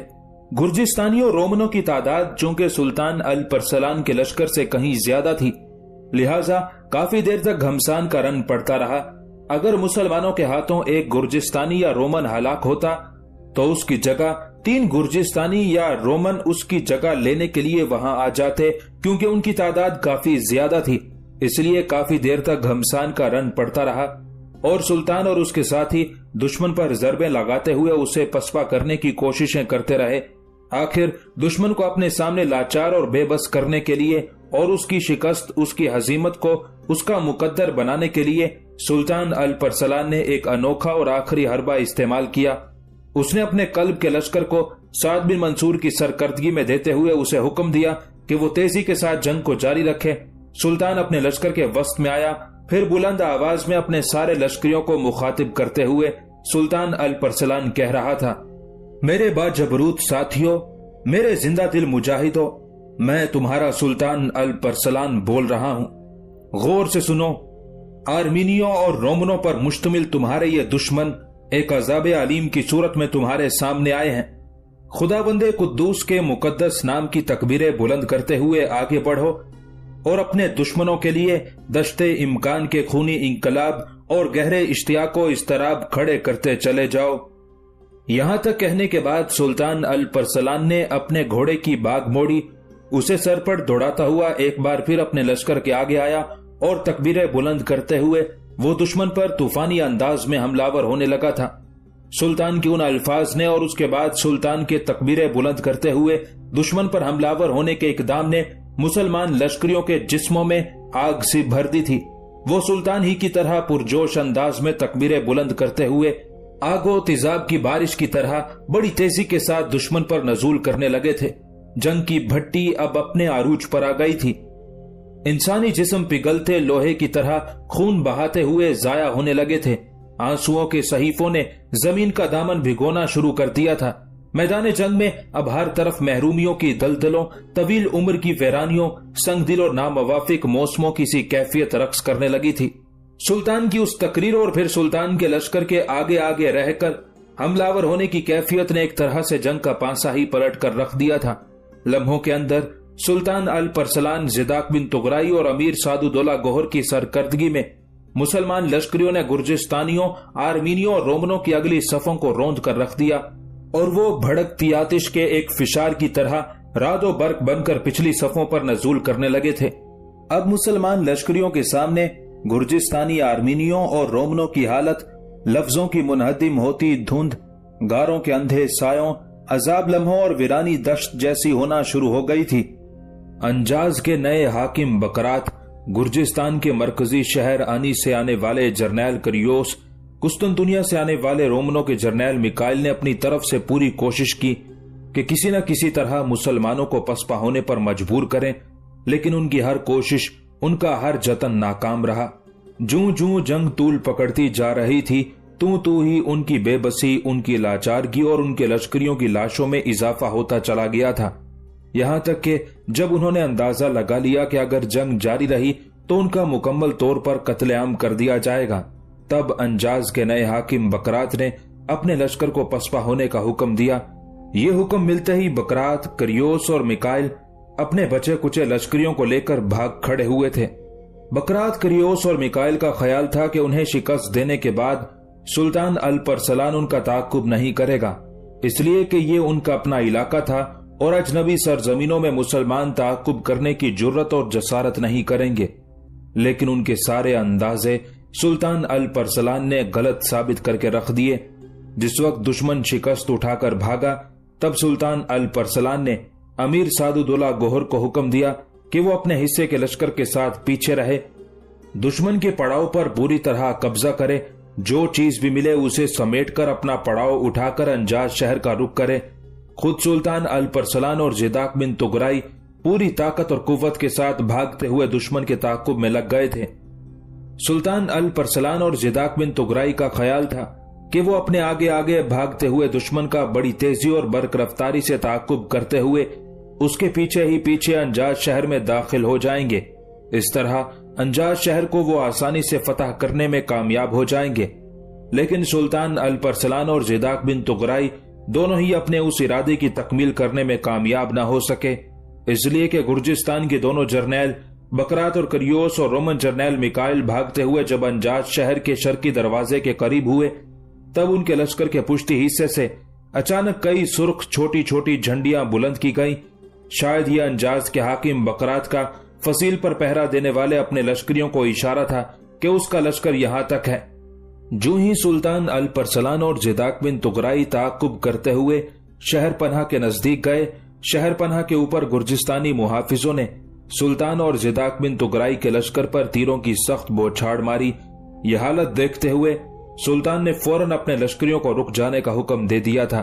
اس طرح آگے آگے بھاگتے ہوئے میکائل، بکرات، کریوس تینوں شہر میں حفاظت سے داخل ہو گئے تھے۔ شہر پناہ کا دروازہ انہوں نے بند کرا دیا تھا۔ سلطان الپرسلان اپنے لشکر کو مزید پیچھے لے گیا، اس قدر پیچھے کہ جہاں تک شہر پناہ کی فصیل کے اوپر سے کی جانے والی تیر اندازی ان پر اثر انداز نہ ہو سکے۔ وہاں سلطان الپرسلان نے اپنے لشکر کو پڑاؤ کرنے کا حکم دے دیا تھا۔ کچھ زیادہ دیر نہ گزری تھی کہ امیر سعدالدولہ گوہر، نظام الملک توسی اور سلطان الپرسلان کا بیٹا ملک شاہ سلجوقی بھی اپنے اور دشمن کے سارے پڑاؤ کو سمیٹنے کے بعد سلطان کے پاس پہنچ گئے تھے۔ اس طرح انجاز شہر کے مشرق میں سلطان نے اپنا ایک مضبوط پڑاؤ قائم کر لیا تھا۔ فتح کے بعد چونکہ سلطان الپرسلان کو دشمن کے پڑاؤ سے خوراک اور ہتھیاروں کے وسیع ذخائر ہاتھ لگے تھے، اس کے علاوہ بھیڑ بکری کی صورت میں ہزاروں جانور بھی بکرات کے پڑاؤ سے ملے تھے، جنہیں شاید اس نے اپنے لشکر کی خوراک کے لیے اپنے ساتھ رکھا تھا۔ اس کے علاوہ سینکڑوں کی تعداد میں فالتو گھوڑے بھی دشمن کے پڑاؤ سے سلطان کے ہاتھ لگے تھے۔ اس طرح انجاز سے باہر ویرانوں میں گرجستانیوں کو شکست دینے کے بعد سلطان کے ہاتھ خوراک کی صورت میں اس قدر سامان ملا تھا جو سلطان کے پورے لشکر کے لیے کئی ہفتوں کی خوراک بن سکتا تھا۔ جب پڑاؤ قائم ہو چکا، خیمے نصب کیے جا چکے، تب سلطان نے سارے سالاروں کو اپنے خیمے میں طلب کیا۔ سلطان کی اس طلبی پر زیداک بن تغرائی، امیر سعدالدولہ گوہر، سعد بن منصور، نظام الملک توسی اور سلطان کا بیٹا ملک شاہ اور کچھ چھوٹے سالار سلطان کے خیمے میں داخل ہوئے۔ سلطان نے اپنی جگہ سے اٹھ کر سب کا استقبال کیا، خیمے میں لگی نشستوں پر سب کو بیٹھنے کے لیے کہا۔ جب سب بیٹھ گئے تو سلطان نے اپنے سالاروں کو مخاطب کر کے کہنا شروع کیا، میرے عزیزو، دشمن کو شاید پہلے یقین تھا کہ ہمارے ہاتھوں اسے بدترین شکست کا سامنا کرنا پڑے گا، اسی لیے اس نے شہر پناہ میں باحفاظت داخل ہونے کے انتظامات پہلے سے کر رکھے تھے۔ میں اور زیداک بن تغرائی جب دشمن کا تعاقب کرتے ہوئے شہر پناہ کے قریب آئے تو دشمن کی پشت کی جانب سے سرخ جھنڈیاں لہرائی گئیں، جو فصیل کے اوپر پہرا دینے والے تیر اندازوں کے لیے ایک اشارہ تھا کہ لشکر کا پچھلا حصہ وہاں تک ہے۔ اس کے بعد سرخ جھنڈیوں کے پیچھے انہوں نے ہم پر تیر اندازی کی، مگر ہم نے اپنے لشکر کو پیچھے ہٹا لیا اور یہاں پر پڑاؤ کر لیا ہے۔ میرے عزیزو، میں دشمن کو یہ مہلت نہیں دینا چاہتا کہ وہ انجاز شہر میں محصور ہونے کے بعد اپنی طاقت اور قوت میں اضافہ کرے یا تیز رفتار قاصد بھجوا کر اپنے مرکزی شہر انی کے علاوہ رومنوں کے مرکزی شہر قسطنطنیہ کی طرف قاصد بھجوائیں اور مدد کے طالب ہوں۔ अंजाज शहर की फतह पर ज्यादा दिन लगाने के हक में भी नहीं हूं। अब मैं फिलफौर इस शहर को अपने सामने मुसख्खर देखना चाहता हूं। इस सिलसिले में अगर तुम लोगों के पास कोई तजवीज हो तो कहो, ताकि उस पर अमल करते हुए शहर को सरनिगू किया जा सके। सुल्तान जब खामोश हुआ तो ज़िदाक बिन तुगराई ने सुल्तान अल परसलान की तरफ देखते हुए कहना शुरू किया, सुल्तान मोहतरम, आप जानते हैं मैं एक बार पहले भी चरवाहे कासिम के रेवड़ के सिलसिले में अंजाज शहर की तरफ आ चुका हूं। अंजाज शहर का नवाही इलाका और अंदरूनी हिस्सा भी मैंने बड़े गौर से देखा हुआ है। मैं आप पर इंकशाफ करूंगा, इस शहर की फसील दोहरी है। हर फसील चौड़ाई में इतनी ज्यादा है कि 2 घुड़सवार बैक वक्त पहलू ब पहलू फसील के ऊपर अपने घोड़ों को सरपट दौड़ा सकते हैं। इसलिए अगर हम किसी जरिए से फसील पर चढ़कर दुश्मन पर गलबा हासिल करने की कोशिश करते हैं तो दुश्मन दूसरी फसील को अपना आखिरी हिसार बनाकर हमारी राह रोकेगा। इस तरह फसील के ऊपर हमारे लिए दुश्वारियां और मुजाहमतें खड़ी हो सकती हैं। ऐसी सूरत में इस बात का इम्कान भी है कि अंजाज शहर को फतह करने के लिए हमें काफी नुकसान उठाना पड़े। मैं नहीं चाहता कि अंजाज की फतह में हमारे लश्करियों का नुकसान हो। सुल्तान मोहतरम, मैंने शहर अंजाज के दरवाजे भी देख रखे हैं। दरवाजे लकड़ी के हैं जिन्हें तोड़ा जा सकता है। इन दरवाजों को तोड़ने के लिए मेरे जहन में एक तरकीब है। सुल्तान मोहतरम, रात के वक्त कुछ रस्सों का एहतमाम किया जाए, उन रस्सों को दोहरा करके शहरपनाह के बैरूनी हिस्सों के साथ बांध दिया जाए और फिर रस्से से जोड़कर उन्हें इस कदर तवील किया जाए कि अगर पड़ाव तक नहीं तो वो रस्से पड़ाव के करीब तक पहुंच जाए। उसके बाद सुल्तान मोहतरम 20, 25 या 30 घोड़ों को रस्से के साथ बांधकर घोड़ों का जोर लगाया जाए। मुझे उम्मीद है कि अगर ऐसा हो तो शहरपनाह का दरवाजा टूट गिरेगा। हम शहरपनाह का दरवाजा तोड़ने में कामयाब हो जाएं तो सुल्तान मोहतरम, लम्हों के अंदर हम शहर की ईंट से ईंट बजाकर रख देंगे। पर इस सिलसिले में मेरी एक गुजारिश है कि ये सारा काम रात ही के वक्त मुकम्मल कर लिया जाए। कल सुबह फजर की नमाज के बाद अपने काम की इब्तिदा की जाए, घोड़ों का जोर लगाया जाए और उससे पहले अपने लश्कर को बिल्कुल मुस्तैद कर दिया जाए। लश्कर 3 हिस्सों में तकसीम हो, एक दाएं जानिब रहे, एक बाएं जानिब और तीसरा लश्कर बिल्कुल सामने रहे। दरवाजा टूटने के बाद अगर दुश्मन अचानक शहर से बाहर निकलकर हमलावर होता है तो तीनों लश्कर बैक वक्त उस पर टूट पड़े। और मुझे उम्मीद है अगर तीनों अतराफ से हम दुश्मन पर जरब लगाएं तो दुश्मन किसी भी सूरत हमारे सामने संभलने नहीं पाएगा और शिकस्त को हम उसका मुकद्दर बनाकर रख देंगे। ज़िदाक बिन तुगराई जब खामोश हुआ तो लम्हा भर के लिए सुल्तान अल परसलान मुस्कुराता रहा। फिर ज़िदाक बिन तुगराई की तरफ देखते हुए कहने लगा, ज़िदाक मेरे बेटे, तुम्हारी तजवीज बड़ी आसान और इंतहा दर्जे की काबिल अमल है और इसमें हमें किसी किस्म के नुकसान का अंदेशा भी नहीं है। मैं तुम्हारी सारी तजवीज को समझ गया हूँ। अब इस तजवीज पर अमल करने का मैं तरीका भी बताता हूँ। आधी रात के बाद कुछ लश्करी जमीन पर लेटे हुए शहरपनाह के दरवाजे की तरफ जाएंगे। अपने साथ वो रस्से भी ले जाएंगे। पहले 2 रस्सों के सिरे वो शहरपनाह के साथ बांध देंगे, फिर लेटे लेटे वापिस आएंगे और एक रस्से को दूसरे रस्से के साथ जोड़ते हुए वो उन रस्सों को पड़ाव तक तवील करते चले जाएंगे। फिर फजर की नमाज के बाद हम अपने काम की इब्तिदा करेंगे। मेरे अजीज, कम अज कम 30 से 35 घोड़ों का जोर लगाया जाए और मुझे उम्मीद है कि अगर 35 घोड़े पूरी कुव्वत से बैक वक्त जोर लगाएंगे तो दरवाजा जरूर टूट कर नीचे आ पड़ेगा। उसके बाद मुझे उम्मीद है कि अंजाज शहर हमारे सामने ज्यादा देर ठहर नहीं सकेगा। मेरे अजीजों, इन गुर्जिस्तानियों ने मुसलमानों पर बड़े मजालिम कर रखे हैं। मेरे चचा सुल्तान तुगरल ने गुर्जिस्तान के बादशाह बकरात की तरफ उसके शहर आनी में दूसरी बार जो कासिद भेजे थे, उन कासिदों को इस बकरात ने कत्ल करवा दिया था। कासिदों का कत्ल कराना इंतहाई बुरा और कभी फेल है और उसे किसी भी सूरत माफ नहीं किया जा सकता। इसके अलावा बार बार गुर्जिस्तान के बादशाह ने अपने जंगजुओं के जरिए मुसलमानों के इलाकों में तुर्को ताज बर्पा की और तबाही का खेल खेला और ये भी ऐसा फेल है जिसकी सजा हर सूरत में गुर्जिस्तानियों को मिलनी चाहिए और उसकी भी माफी नहीं है। यहाँ तक कहने के बाद सुल्तान अल परसलान थोड़ी देर के लिए रुका। उसके बाद अपना सिलसिला कलाम जारी रखते हुए वो कह रहा था, मेरे अजीजों, शहर के बाहर अगर दुश्मन हमसे टकराए तो जो दुश्मन भी तुम्हारे सामने आए उसे गाजर मूली की तरह काटते चले जाओ। किसी का कोई इम्तियाज मत रखो। हाँ, एक बात मेरी याद रखना, जब शहर तुम्हारे सामने मफ्तू हो जाए और तुम शहर में दाखिल हो तो जो तुम्हारे खिलाफ तलवार ना उठाए, किसी भी सूरत तुम उस पर तलवार ना उठाना।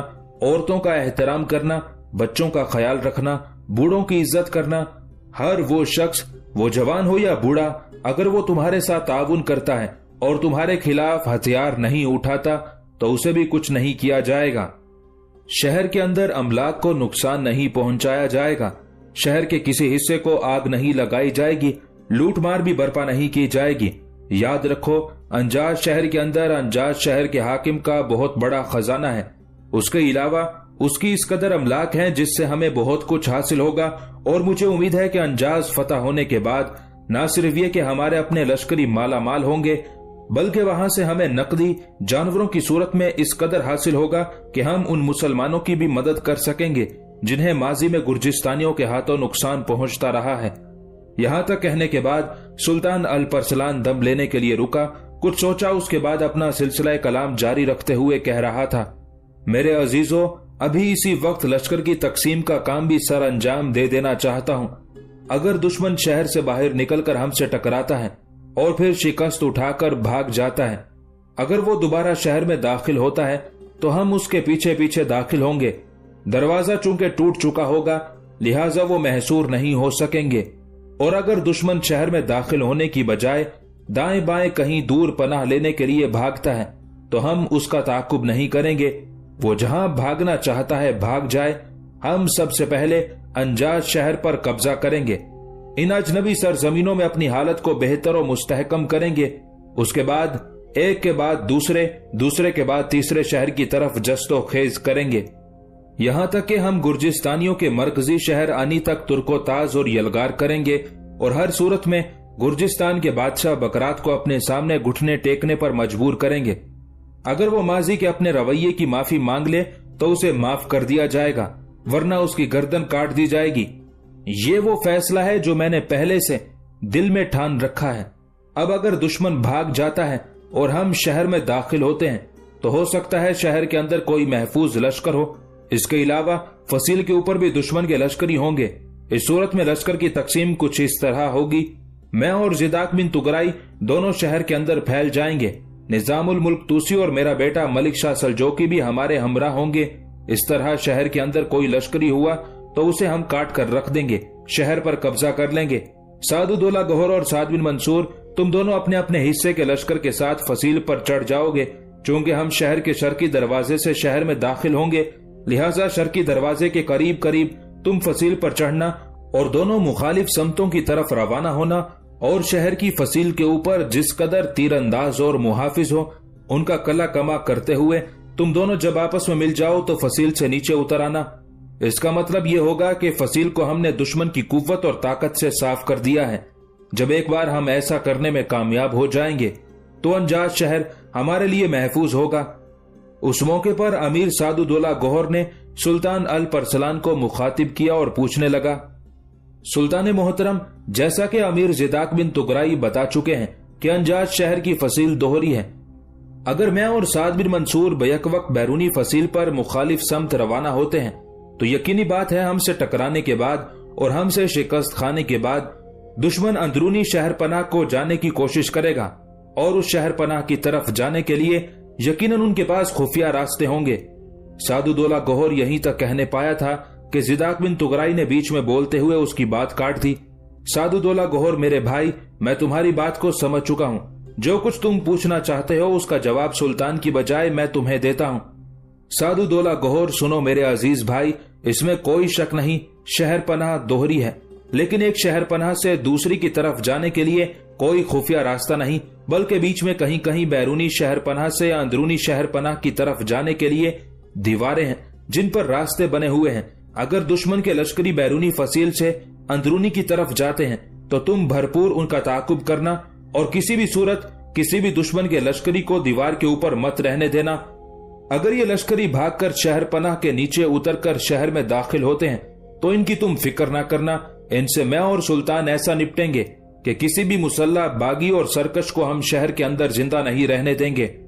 अब भी सादुद्दौला गौहर, मेरे भाई, तुम्हें कुछ पूछना है तो पूछो। जिदाक बिन तुगराई के उस जवाब से सादुद्दौला गौहर खुश हो गया था। फिर कहने लगा, सुल्तान मोहतरम, अब ये तजवीज आखिरी है और रात के वक्त इस पर अमल किया जाएगा। इस पर सुल्तान अपनी जगह से उठ खड़ा हुआ और कहने लगा, अगर ये मामला है तो उठो, अपने लश्कर के खाने का इंतजाम करें। सुल्तान का हुक्म पाकर सब अपनी जगह से उठ खड़े हुए थे। फिर सुल्तान अपने सारे सालारों को लेकर अपने खेमे से बाहर निकल गया था। रात गहरी हो गई थी, चारों तरफ अंधेरों के शयातीन नाच उठे थे। ऐसे में बेकराम वुस्सत अफलाक तले गुमसुम खामोशी में सुल्तान अल परसलान के लश्कर में फजर की आजान की सदाएं बुलंद हुई थी। अंजाज शहर के लोगों और उसके गिरदो नवाह में रहने वालों ने शायद अपनी जिंदगी में पहली बार अजान की ऐसी आवाजें सुनी थी। अजान की आवाज सुनने के बाद अल परसलान जब अपने खेमे से बाहर आया तो खेमे के सामने ही जिदाक बिन तुगराई, सादुदौला गोहर, साद बिन मंसूर, निजामुल मुल्क तूसी और सुल्तान का बेटा मलिक शाह सल्जोकी खड़े थे। सुल्तान खेमे से बाहर आकर मुस्कुराते हुए उनके करीब हुआ। सबको उसने बुलंद आवाज में सलाम कहा। जिदाक बिन तुगराई की तरफ देखते हुए सुल्तान ने किसी कदर हैरत से पूछा, तुगराई के बेटे, तुम सबको लेकर कब से मेरे खेमे के बाहर खड़े हो? क्या कोई जरूरी काम था? अगर ऐसी बात थी तो मेरे खेमे में आ जाते।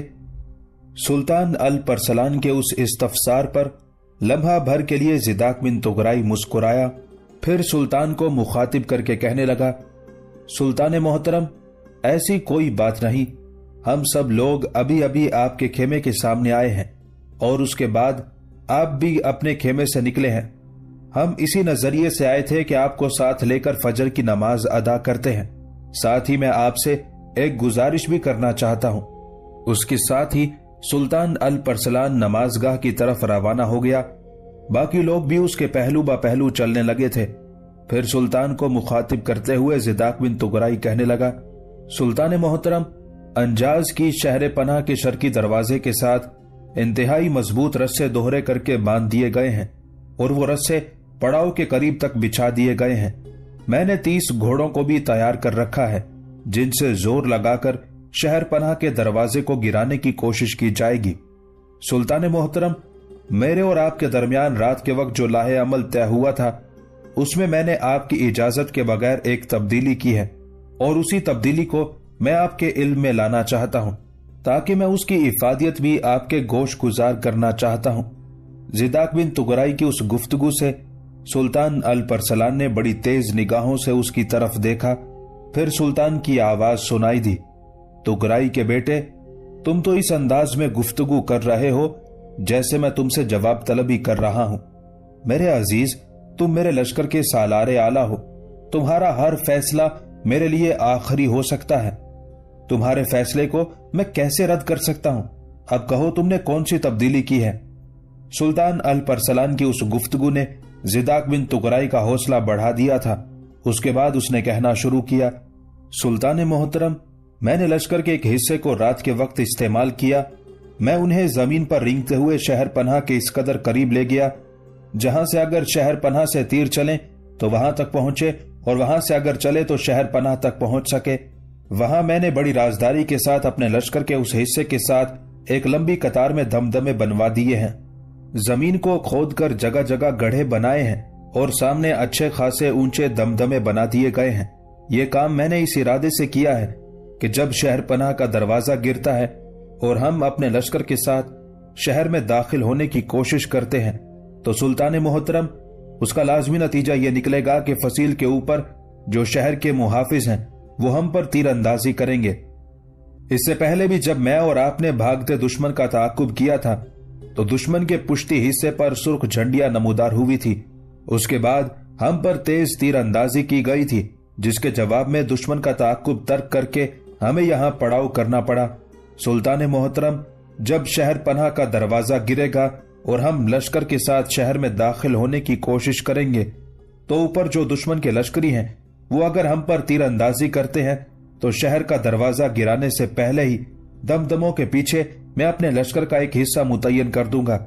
उस लश्कर की कमानदारी मैंने आपकी इजाजत के बगैर साद बिन मंसूर को सौंपी है। उसके साथ ही मैंने उसे यह भी कह दिया है कि जब शहर में हम दाखिल हो जाएं तो हमारे पीछे पीछे वो भी उन तीर अंदाजों को लेकर शहर में आ जाए, इसलिए कि एक बार हम शहर में दाखिल हो गए तो फिर दमदमों के पीछे बैठने वाले हमारे इन लश्करियों की इफादियत खत्म हो जाएगी। सुल्तान मोहतरम, मैं कह रहा था कि जिस वक्त हमारा लश्कर شہر میں داخل ہونے کے لیے آگے بڑھے گا تو جب شہر پناہ کے اوپر سے ہم پر تیر اندازی کی جائے گی تو جو لشکری دمدموں کے پیچھے بیٹھے ہوں گے وہ شہر پناہ کے محافظوں پر ایسی تیز تیر اندازی کریں گے کہ انہیں اپنی جانیں بچانے کے لیے پیچھے ہٹنا پڑے گا، پھر وہ ہم پر تیر اندازی نہیں کر سکیں گے۔ اس طرح باحفاظت ہم اپنے لشکر کو لے کر شہر میں داخل ہو جائیں گے۔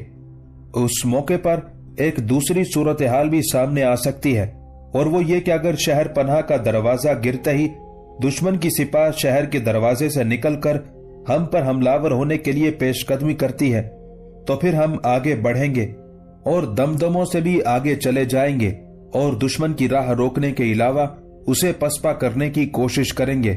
ایسی صورت میں فصیل کے اوپر سے تیر اندازی نہیں ہوگی، کیونکہ اس سے ان کے اپنے سپاہیوں کو بھی نقصان ہوگا۔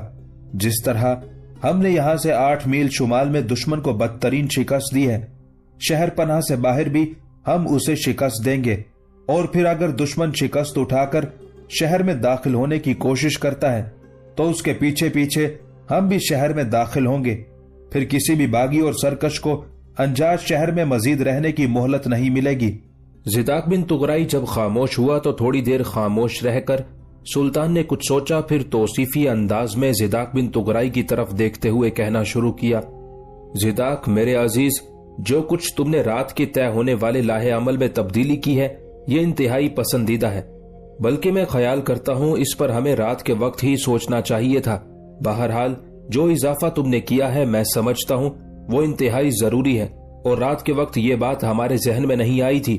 میرے عزیز، اگر تم ایسا نہ کرتے تو شہر پناہ کے محافظ یقیناً ہم پر تیر اندازی کر کے ہمیں بے پناہ نقصان پہنچا سکتے ہیں۔ یہاں تک کہنے کے بعد سلطان خاموش ہو گیا تھا، اس لیے کہ وہ نماز گاہ میں پہنچ گئے تھے۔ آدھا لشکر مستعد ہو کر پہرا دیتا رہا، آدھے لشکر نے نماز ادا کی، اس کے بعد دوسرے آدھے نے نماز ادا کی تھی۔ پھر جب فجر کی نماز کے بعد کائنات کا غمخوار اور شناسا اور ہمراز اور آشنا سورج طلوع ہونے لگا اور مشرقی افق شفق کی لالی میں ڈوب گیا، تب فصیل کے اوپر پہرا دینے والے دشمنوں نے دیکھا مسلمانوں کے لشکر میں ایک ہلچل پیدا ہوئی تھی۔ جو رسہ شہر پناہ کے دروازے کے ساتھ باندھا گیا تھا وہ ابھی تک زمین پر پڑا تھا، لہٰذا فصیل کے اوپر پہرا دینے والوں میں سے کسی کی بھی نگاہ اس پر نہ پڑی تھی۔ ان کے دیکھتے ہی دیکھتے مسلمانوں کا لشکر 3 حصوں میں تقسیم ہوا۔ سامنے سلطان الپرسلان تھا، دائیں جانب زداق بن تغرائی اور بائیں جانب سعدالدولہ گوہر تھا۔ نظام الملک توسی اور ملک شاہ سلجوقی کو پڑاؤ کی حفاظت کے لیے رکھا گیا تھا۔ فصیل کے اوپر پہرا دینے والے دشمن کے لشکریوں نے دمدموں کے پیچھے چھپ کر بیٹھے مسلمان لشکریوں کو بھی نہیں دیکھا تھا، جن کی کمانداری سعد بن منصور کر رہا تھا۔ پھر تینوں لشکریوں کے درمیانی حصے میں 30 گھوڑوں کو لایا گیا جو ایک دوسرے سے جکڑے ہوئے تھے۔ پھر جن رسوں سے گھوڑے ایک دوسرے سے جکڑے ہوئے تھے ان رسوں کے ساتھ وہ رسہ باندھ دیا گیا جس کا سرا شہر پناہ کے دروازے کے ساتھ بندھا ہوا تھا۔ اس کے بعد چند لشکری حرکت میں آئے اور بڑے پرجوش انداز میں انہوں نے 30 گھوڑوں کو ہانک دیا تھا۔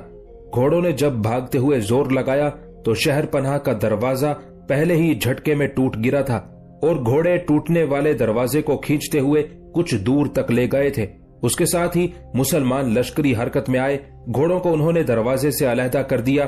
اس کے ساتھ ہی لشکر کے تینوں حصے شہر پناہ کے شرقی دروازے کی طرف بڑھے تھے۔ شہر پناہ کے اوپر پہرا دینے والے انجاز کے سپاہیوں نے جب اس طرح شہر پناہ کا دروازہ ٹوٹتے دیکھا تو وہ دنگ رہ گئے، تاہم وہ سنبھل گئے۔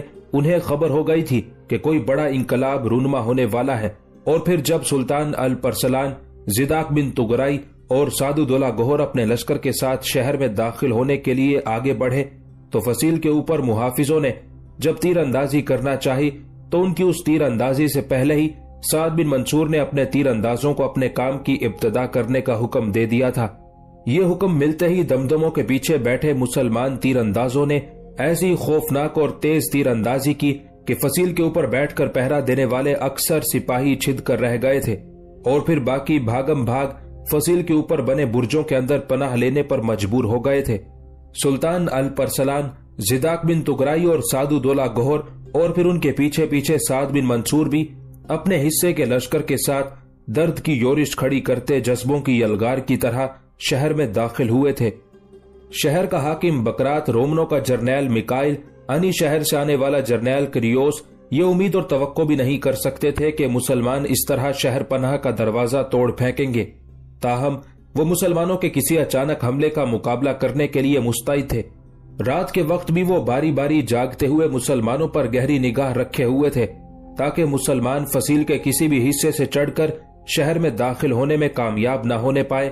جس وقت سلطان الپرسلان اپنے لشکر کے ساتھ شہر میں داخل ہوا تو اس وقت تک بکرات، میکائل اور کریوس کو بھی خبر پہنچ گئی تھی کہ شہر پناہ کا دروازہ مسلمانوں نے گرا دیا ہے اور مسلمانوں کا لشکر شہر میں داخل ہوا ہے۔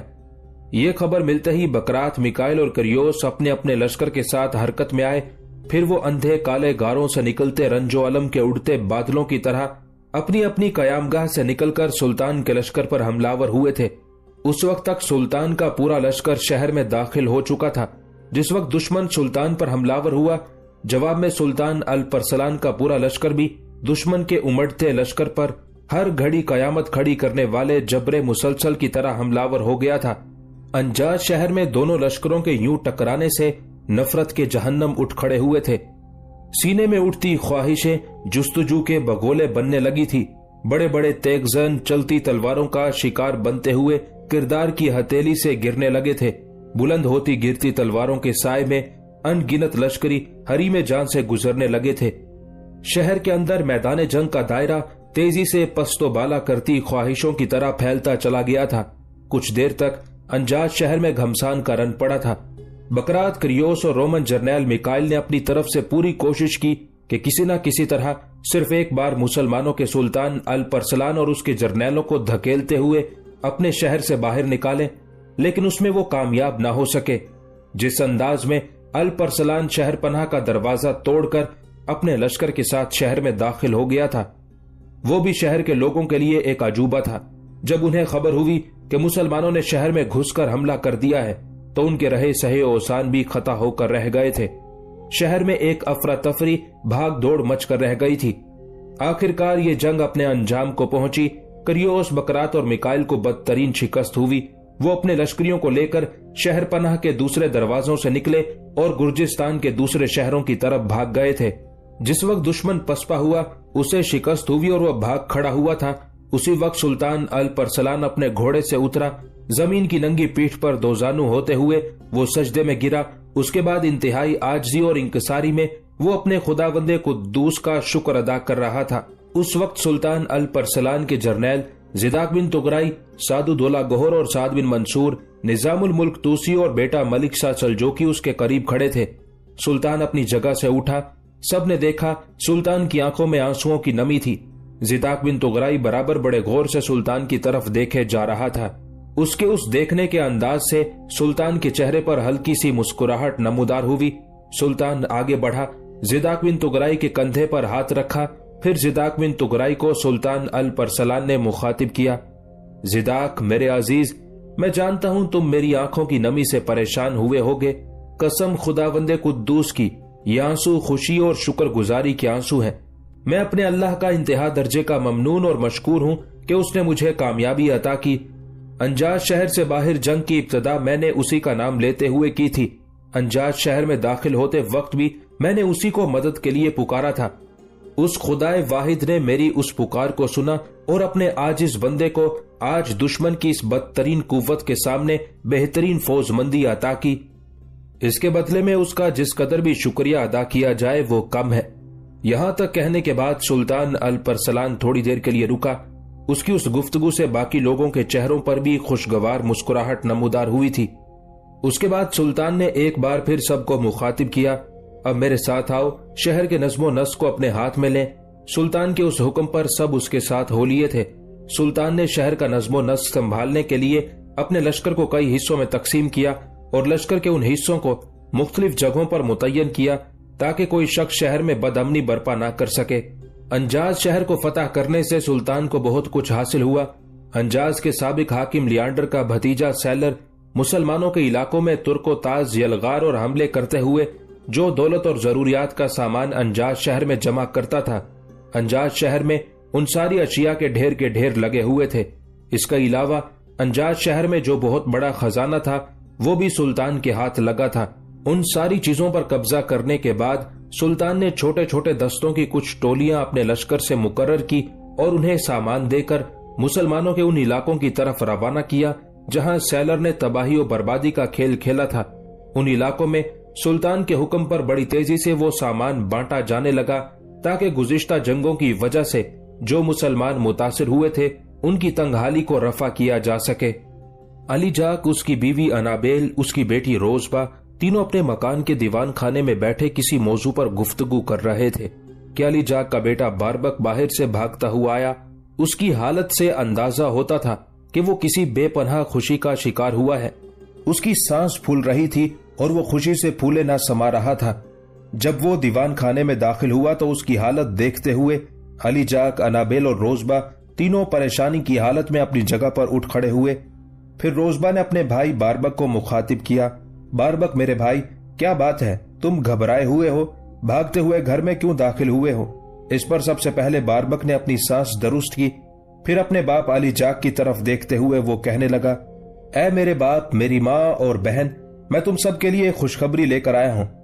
یوں جانو کہ ہماری اور آس پاس کی بستیوں کے لیے مایوسی کے سیموں تھور، کالے قہر کی صورتوں، پیلے موسموں کی چپ اور سردیوں کے قحط جیسے ماحول میں امن و آشتی کے پھول کھلانے والے، سحر شکن اور سوچوں کے دھارے بدلنے والے لوگ داخل ہوئے ہیں۔ اے میرے باپ، ہمارے لیے بھی ایک ایسا معجزہ ظہور میں آیا ہے جس پر یقیناً آپ، میری ماں اور میری بہن اعتبار نہیں کریں گے۔ یوں جانو خداوند قدوس نے ہمیں ایک بار پھر مالا مال کر کے رکھ دیا ہے۔ اس پر علی جاک، انابیل اور روزبا تینوں تیز نگاہوں سے باربک کی طرف دیکھنے لگے تھے۔ قبل اس کے کہ ان تینوں میں سے اسے کوئی مخاطب کرتا، باربک پھر بول پڑا، آپ تینوں میرے ساتھ اپنے باڑے کی طرف آئیے، میں دکھاتا ہوں ہماری بستی میں کیسے معجزوں کا اظہار ہوا ہے۔ اس کے ساتھ ہی باربک مڑا اور ان کے کسی رد عمل کا اظہار دیکھے بغیر دیوان خانے سے نکلا تھا۔ علی جاک، انابیل، روزبا تینوں چپ چاپ اس کے پیچھے پیچھے ہو لیے تھے۔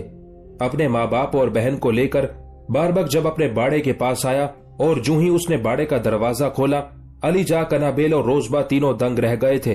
انہوں نے دیکھا باڑے کے اندر اس ریوڑ سے بھی کہیں زیادہ جانور جمع تھے جو کبھی ان کا ہوا کرتا تھا۔ تھوڑی دیر تک اپنے باڑے میں بھیڑ بکریوں اور چند گھوڑوں پر مشتمل اس ریوڑ کو بڑے غور سے دیکھتے رہے۔ اس موقع پر علی جاک، انابیل اور روزبا تینوں کی نگاہوں میں ایک تجسس اور سوالوں کا ایک انبار تھا۔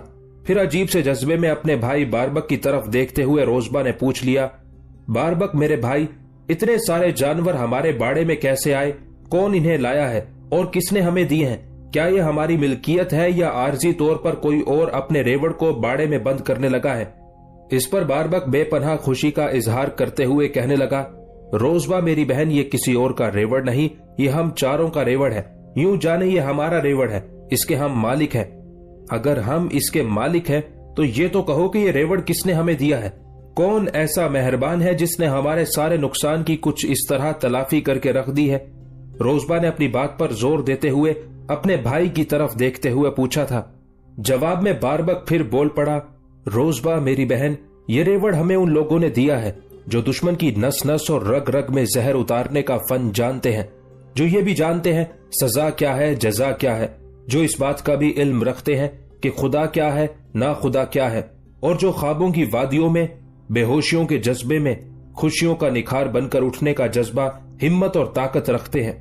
باربک کی اس گفتگو کا جواب روزبا دینا ہی چاہتی تھی کہ اس بار علی جاک نے تیز نگاہوں سے اس کی طرف دیکھتے ہوئے کہنا شروع کیا، باربک میرے بیٹے، پہلیاں مت بجھواؤ، صاف صاف یہ بتاؤ یہ ریوڑ کس کا ہے اور کہاں سے آیا ہے؟ اگر یہ کسی کا ہے تو اس کا مالک کون ہے؟ اور اگر یہ کسی نے ہمارے حوالے کیا ہے تو اسے ہمیں دینے والا کون ہے؟ صحیح بتاؤ بیٹے، اب ہمیں مزید کسی الجھن اور گنجلک میں مت ڈالو۔ اس پر باربک سنجیدہ ہو گیا، پھر وہ کہہ رہا تھا، اے میرے باپ، یہ ریوڑ مجھے میرے بھائی زیداک بن تغرائی نے دیا ہے۔ باربک کے اس انکشاف پر روزبا بری طرح چونکی تھی، کہنے لگی، زیداک بن تغرائی نے دیا ہے؟ پر وہ کہاں ہے؟ تمہاری کہاں اور کیسے ان سے ملاقات ہوئی؟ جواب میں باربک نے تیز نگاہوں سے اپنی بہن کی طرف دیکھا، پھر وہ کہنے لگا، دیکھ میری بہن، اتنی بے چینی اور بےتابی کا اظہار نہ کرو۔ میں جانتا ہوں زیداک بن تغرائی کے نام پر تمہیں بے چینی اور بےتابی کا اظہار کرنا چاہیے، اس لیے کہ وہ میرا بھائی، میری بہن کی زندگی کا ساتھی ہے۔ دیکھ میری بہن، جب میں عصر کی نماز ادا کرنے کے لیے بستی کی مسجد کی طرف گیا تو مسجد کے باہر جو کھلا میدان ہے وہاں بستی کے بہت سے لوگ جمع تھے اور اس سے آگے جو وسیع احاطے ہیں ان میں بے شمار جانور اور بہت سا سامان رکھا ہوا تھا۔ اس کے علاوہ وہاں کچھ مسلح دستے بھی کھڑے تھے جن کی رہنمائی میرا بھائی زداک بن تغرائی کر رہا تھا۔ زداک بن تغرائی کو دیکھتے ہی میں ان کی طرف بھاگا، ان سے مصافحہ کیا۔ انہوں نے مجھے پیار کیا اور کہنے لگے، تم بڑے اچھے وقت پر آئے ہو، میں تمہارے گھر ہی جانے والا تھا۔ پھر انہوں نے بستی کے باہر کے کھلے میدان میں جو جانور کھڑے تھے ان میں سے یہ جانور میرے حوالے کیے۔ کہنے لگے کہ گرجستانیوں کے حملے کے نتیجے میں ہمارے جو جانور ضائع ہو گئے تھے یہ جانور ان کی جگہ ہیں۔ ساتھ ہی انہوں نے مجھے کچھ نقدی بھی دی تھی۔ اس کے ساتھ ہی اپنے لباس کے اندر سے ایک بڑی سی تھیلی باربک نے نکالی اور اپنے باپ کی طرف بڑھاتے ہوئے کہا، نقدی کی یہ تھیلی میرے بھائی زداک بن تغرائی نے مجھے دی ہے۔ علی جاک نے وہ تھیلی لے لی اور اسے الٹ پلٹ کر دیکھنے لگا۔ باربک کے اس انکشاف پر جہاں علی جاک اور انابیل بے پناہ خوشی کا اظہار کر رہے تھے وہاں روزبہ کی حالت بھی قابل دید تھی۔ اس سمے زداک کے متعلق یہ ساری خبریں سننے کی وجہ سے روزبہ اندر تک خوشی محسوس کر رہی تھی۔ تھوڑی دیر تک اس خوشی سے روزبہ لطف اندوز ہوتی رہی، اپنی جگہ پر خاموش مسکراتی رہی۔ پھر اس کی آواز کچھ اس طرح سنائی دی جیسے یادوں کے کھنکتے جام ایک دوسرے سے ٹکراتے ہوئے خوشکن آوازیں پیدا کر گئے ہوں۔ روزبہ کے لہجے اور اس کی آواز میں بھی اس سمے ایسی ہی شیرینی، ایسی ہی مٹھاس تھی۔ اس نے اپنے بھائی باربک کو مخاطب کیا تھا، میرے عزیز بھائی، اگر زداک بن تغرائی ہماری بستی میں آئے ہیں تو ہمارے گھر کیوں نہیں آئے؟ تم انہیں اپنے ساتھ کیوں نہیں لے کر آئے؟ اس پر پہلے باربک نے ایک ہلکا سا کہکہا لگایا، پھر اپنی بہن کی طرف دیکھتے ہوئے کہنے لگا، روزبہ میری عزیز بہن، میں ان کا حاکم نہیں لگا ہوا، ان کے ساتھ کافی مسلح دستے اور بے شمار سامان اور ان گنت جانور ہیں۔ وہ پچھلی بستیوں میں سارا سامان بانٹتے ہوئے آئے ہیں۔ اپنے کچھ دستوں کو انہوں نے ہم سے اگلی بستیوں کی طرف ایسا ہی سامان بانٹنے کے لیے روانہ کیا ہے۔ بہرحال میں نے انہیں جب گھر ملنے کے لیے کہا تو وہ کہنے لگے کہ میں تمہاری بستی میں سامان بانٹنے کے بعد پھر تمہارے گھر آتا ہوں۔ باربک کے اس جواب پر روزبہ خوش ہو گئی تھی۔ اس موقع پر علی جاک نے روزبہ اور باربک کی طرف دیکھا اور کہنے لگا، روزبہ میری بیٹی، باربک میرے بیٹے، ہمارے باڑے میں جو یہ سارے جانور جمع ہیں یہ ہمارے ہیں، تو اس میں سے ایک پلے ہوئے میمنے کا انتخاب کرو۔ زداک بن تغرائی کی آمد سے پہلے ہی پہلے ہمیں اس کے لیے کھانا تیار کر لینا چاہیے۔ وہ انجاز سے یہاں تک سفر کرنے اور پھر لگاتار سامان بانٹنے کی وجہ سے تھکا ہوا ہوگا۔ بیٹے، ہم اس کے آتے ہی کھانے اور دوسری اشیاء سے اس کی تواضع کریں گے۔ اپنے باپ علی جاک کی اس تجویز سے باربک اور روزبہ دونوں خوشی میں جھوم اٹھے تھے۔ پھر دونوں بہن بھائی نے عجیب سے انداز سے ایک دوسرے کی طرف دیکھا۔ اس کے بعد وہ بھاگتے ہوئے باڑے میں داخل ہوئے۔ انہوں نے صلاح مشورہ کر کے ایک میمنا پکڑا، پھر وہ اسے باڑے سے باہر لائے۔ اس کے بعد اپنی حویلی کی طرف دیکھتے ہوئے علی جاک کہنے لگا، میرے بچوں، میں یہ میمنا ذبح کر کے گوشت صاف کر کے تمہیں دے جاتا ہوں۔ میں خود زداک بن تغرائی کو لینے جاتا ہوں۔ میرے آنے تک تم دونوں ماں بیٹی کھانا تیار کرو۔ اس پر باربک فوراً بول پڑا، اے میرے باپ، میمنا ذبح کروانے اور اس کا گوشت صاف کرنے کے بعد میں بھی آپ کے ساتھ چلوں گا۔ میں نے ماں اور بہن کے ساتھ مل کر کھانا تو نہیں تیار کرنا۔ اس پر سب نے کہا لگایا۔ باربک کی اس تجویز سے علی جاک نے بھی اتفاق کیا۔ وہ چاروں میمنے کو لے کر اپنے گھر لائے۔ میمنے کو انہوں نے ذبح کیا۔ علی جاک اور باربک دونوں نے مل کر میمنے کا گوشت صاف کر کے انابیل اور روزبہ کے حوالے کیا۔ پھر دونوں باپ بیٹا زداک بن تغرائی کی طرف جانے کے لیے اپنی حویلی سے نکل گئے تھے۔ علی جاک اور باربک دونوں بڑی تیزی سے چلتے ہوئے اپنی بستی کے سامنے جو کھلے میدان نما احاطے تھے اس میں داخل ہوئے تو ابھی چند لوگوں کو زداک بن تغرائی کی نگرانی میں جانوروں اور دوسرا سامان تقسیم کیا جا رہا تھا۔ جو ہی اس احاطے میں علی جاک اور باربک داخل ہوئے، زداک بن تغرائی کی ان پر نگاہ پڑی، لہٰذا وہ بڑی تیزی سے علی جاک کی طرف لپکا۔ علی جاک بھی زداک کو دیکھنے کے بعد اس کی طرف بھاگا تھا۔ علی جاک نے آگے بڑھتے ہوئے زداک بن تغرائی کو اپنے ساتھ لپٹا لیا تھا۔ زداک بن تغرائی کی اس نے پیشانی چومی، پھر کہنے لگا، میرے بیٹے، ہمیں یہ خبر تو پہنچ گئی تھی کہ انجاز شہر کے باہر تمہارے اور سلطان الپرسلان کے ہاتھوں گرجستانیوں کو شکست ہوئی تھی، لیکن ہمیں اس کے بعد یہ خبریں ملی کہ گرجستانی انجاز شہر میں محصور ہو گئے ہیں۔ اس کے بعد میں کچھ معلوم نہیں کر سکا۔ اس پر زداک بن تغرائی کہنے لگا، محترم علی جاک، انجاز شہر کو ہم نے فتح کر لیا ہے۔ اب یہ شہر ہمارے قبضے میں ہے۔ جو سامان ہم لوگوں میں تقسیم کر رہے ہیں یہ ہمیں انجاز شہر سے ہی ملا ہے۔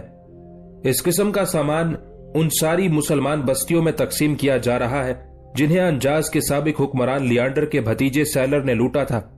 جس طرح میں مسلح دستوں کے ساتھ سامان لے کر ان بستیوں کی طرف آیا ہوں، اسی طرح اور بہت سے دستے بھی سامان لے کر دوسری مسلمان بستیوں کی طرف گئے ہیں۔ اس طرح مجھے امید ہے کہ مسلمانوں کا جو نقصان ہوا ہے اسے ہم پورا کرنے میں کامیاب رہیں گے۔ زداق بن تغرائی کے اس انکشاف پر علی جاک کے چہرے پر خوشیاں بکھر گئی تھی۔ پھر وہ کہنے لگا، زداق میرے بیٹے، تم لوگوں کو میں اس شاندار فتح پر مبارکباد پیش کرتا ہوں۔ بیٹے، میں اور باربک تمہیں لینے کے لیے آئے ہیں۔ اس پر زداق بن تغرائی کہنے لگا، یہ آپ کی بستی کے چند لوگ رہ گئے ہیں، ان میں سامان تقسیم کرنا باقی ہے۔ میں اپنے ساتھ جو مسلح دستے لے کر آیا ہوں ان کا میں نے پڑاؤ قائم کر دیا ہے، وہ اپنے پڑاؤ میں قیام کریں گے۔ ان کے کھانے اور ضروریات کی دیگر اشیاء بھی میرے پڑاؤ میں موجود ہیں۔ میں بس آپ کے ساتھ چلتا ہوں، مجھے تھوڑی سی مہلت دیں، یہ جو چند لوگ رہ گئے ہیں انہیں سامان تقسیم کر لوں، اس کے بعد آپ کے ساتھ چلتا ہوں۔ اس پر علی جاک اور باربک ایک جگہ بیٹھ گئے۔ زداق بن تغرائی نے جلدی جلدی ان لوگوں میں سامان تقسیم کیا، پھر وہ اپنے لشکریوں کو مناسب ہدایات دینے کے بعد علی جاک اور باربک کے ساتھ ہو لیا تھا۔ انابیل اور روزبا دونوں ماں بیٹی اپنے مطبخ میں کھانا پکانے میں بری طرح مصروف تھی کہ دیوان خانے سے علی جاک کی آواز سنائی دی۔ وہ بلند آواز میں پکار رہا تھا، روزبا، روزبا میری بیٹی ادھر آؤ، انابیل تم بھی دیوان خانے میں آؤ۔ علی جاک کی اس پکار پر مطبخ میں مصروف انابیل اور روزبا دونوں ماں بیٹی نے لمحہ بھر کے لیے ایک دوسرے کی طرف معنی خیز انداز میں دیکھا۔ پھر انابیل نے اپنی بیٹی روزبا کو مخاطب کرتے ہوئے کہنا شروع کیا، روزبا میری بیٹی، تمہارے باپ دیوان خانے سے مجھے اور تمہیں دونوں کو بلا رہے ہیں۔ اس کا مطلب ہے وہ اور باربک دونوں زداق بن تغرائی کو لے آئے ہیں۔ چل میری بیٹی، ہم دونوں دیوان خانے میں چلیں، اس کے بعد مطبخ کا جو کام رہتا ہے وہ پھر آ کر لیں گے۔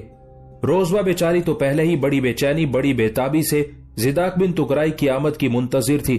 جب اس کی ماں نے یہ الفاظ ادا کیے تو وہ فوراً اٹھ کھڑی ہوئی۔ دونوں ماں بیٹی مطبخ سے نکل کر دیوان خانے میں آئی۔ انابیل نے آگے بڑھ کر بڑے پیارے اور شفیقانہ انداز میں زداق بن تغرائی کے سر پر ہاتھ پھیرا تھا، جبکہ پیچھے اس کی اوٹ میں رہتے ہوئے دھیمی سی آواز میں روزبا نے زداق بن تغرائی کو سلام کیا تھا۔ روزبا کی اس آواز کو زداق بن تغرائی نے سنا تھا اور بہتر انداز میں اس کے سلام کا جواب دیا تھا۔ دونوں ماں بیٹی زداق بن تغرائی کے سامنے باربک کے پاس بیٹھ گئی تھی۔ اس کے بعد انابیل نے زداق بن تغرائی کو مخاطب کیا، زداق میرے بیٹے، تم جانتے ہو ہماری بستی کے کچھ جوان مسلح ہو کر سلطان کے لشکر میں شامل ہو گئے تھے۔ انہوں نے ہمیں یہ خبر پہنچائی تھی کہ انجاز شہر کے باہر سلطان کے ہاتھوں گرجستانیوں کو بدترین شکست ہوئی تھی۔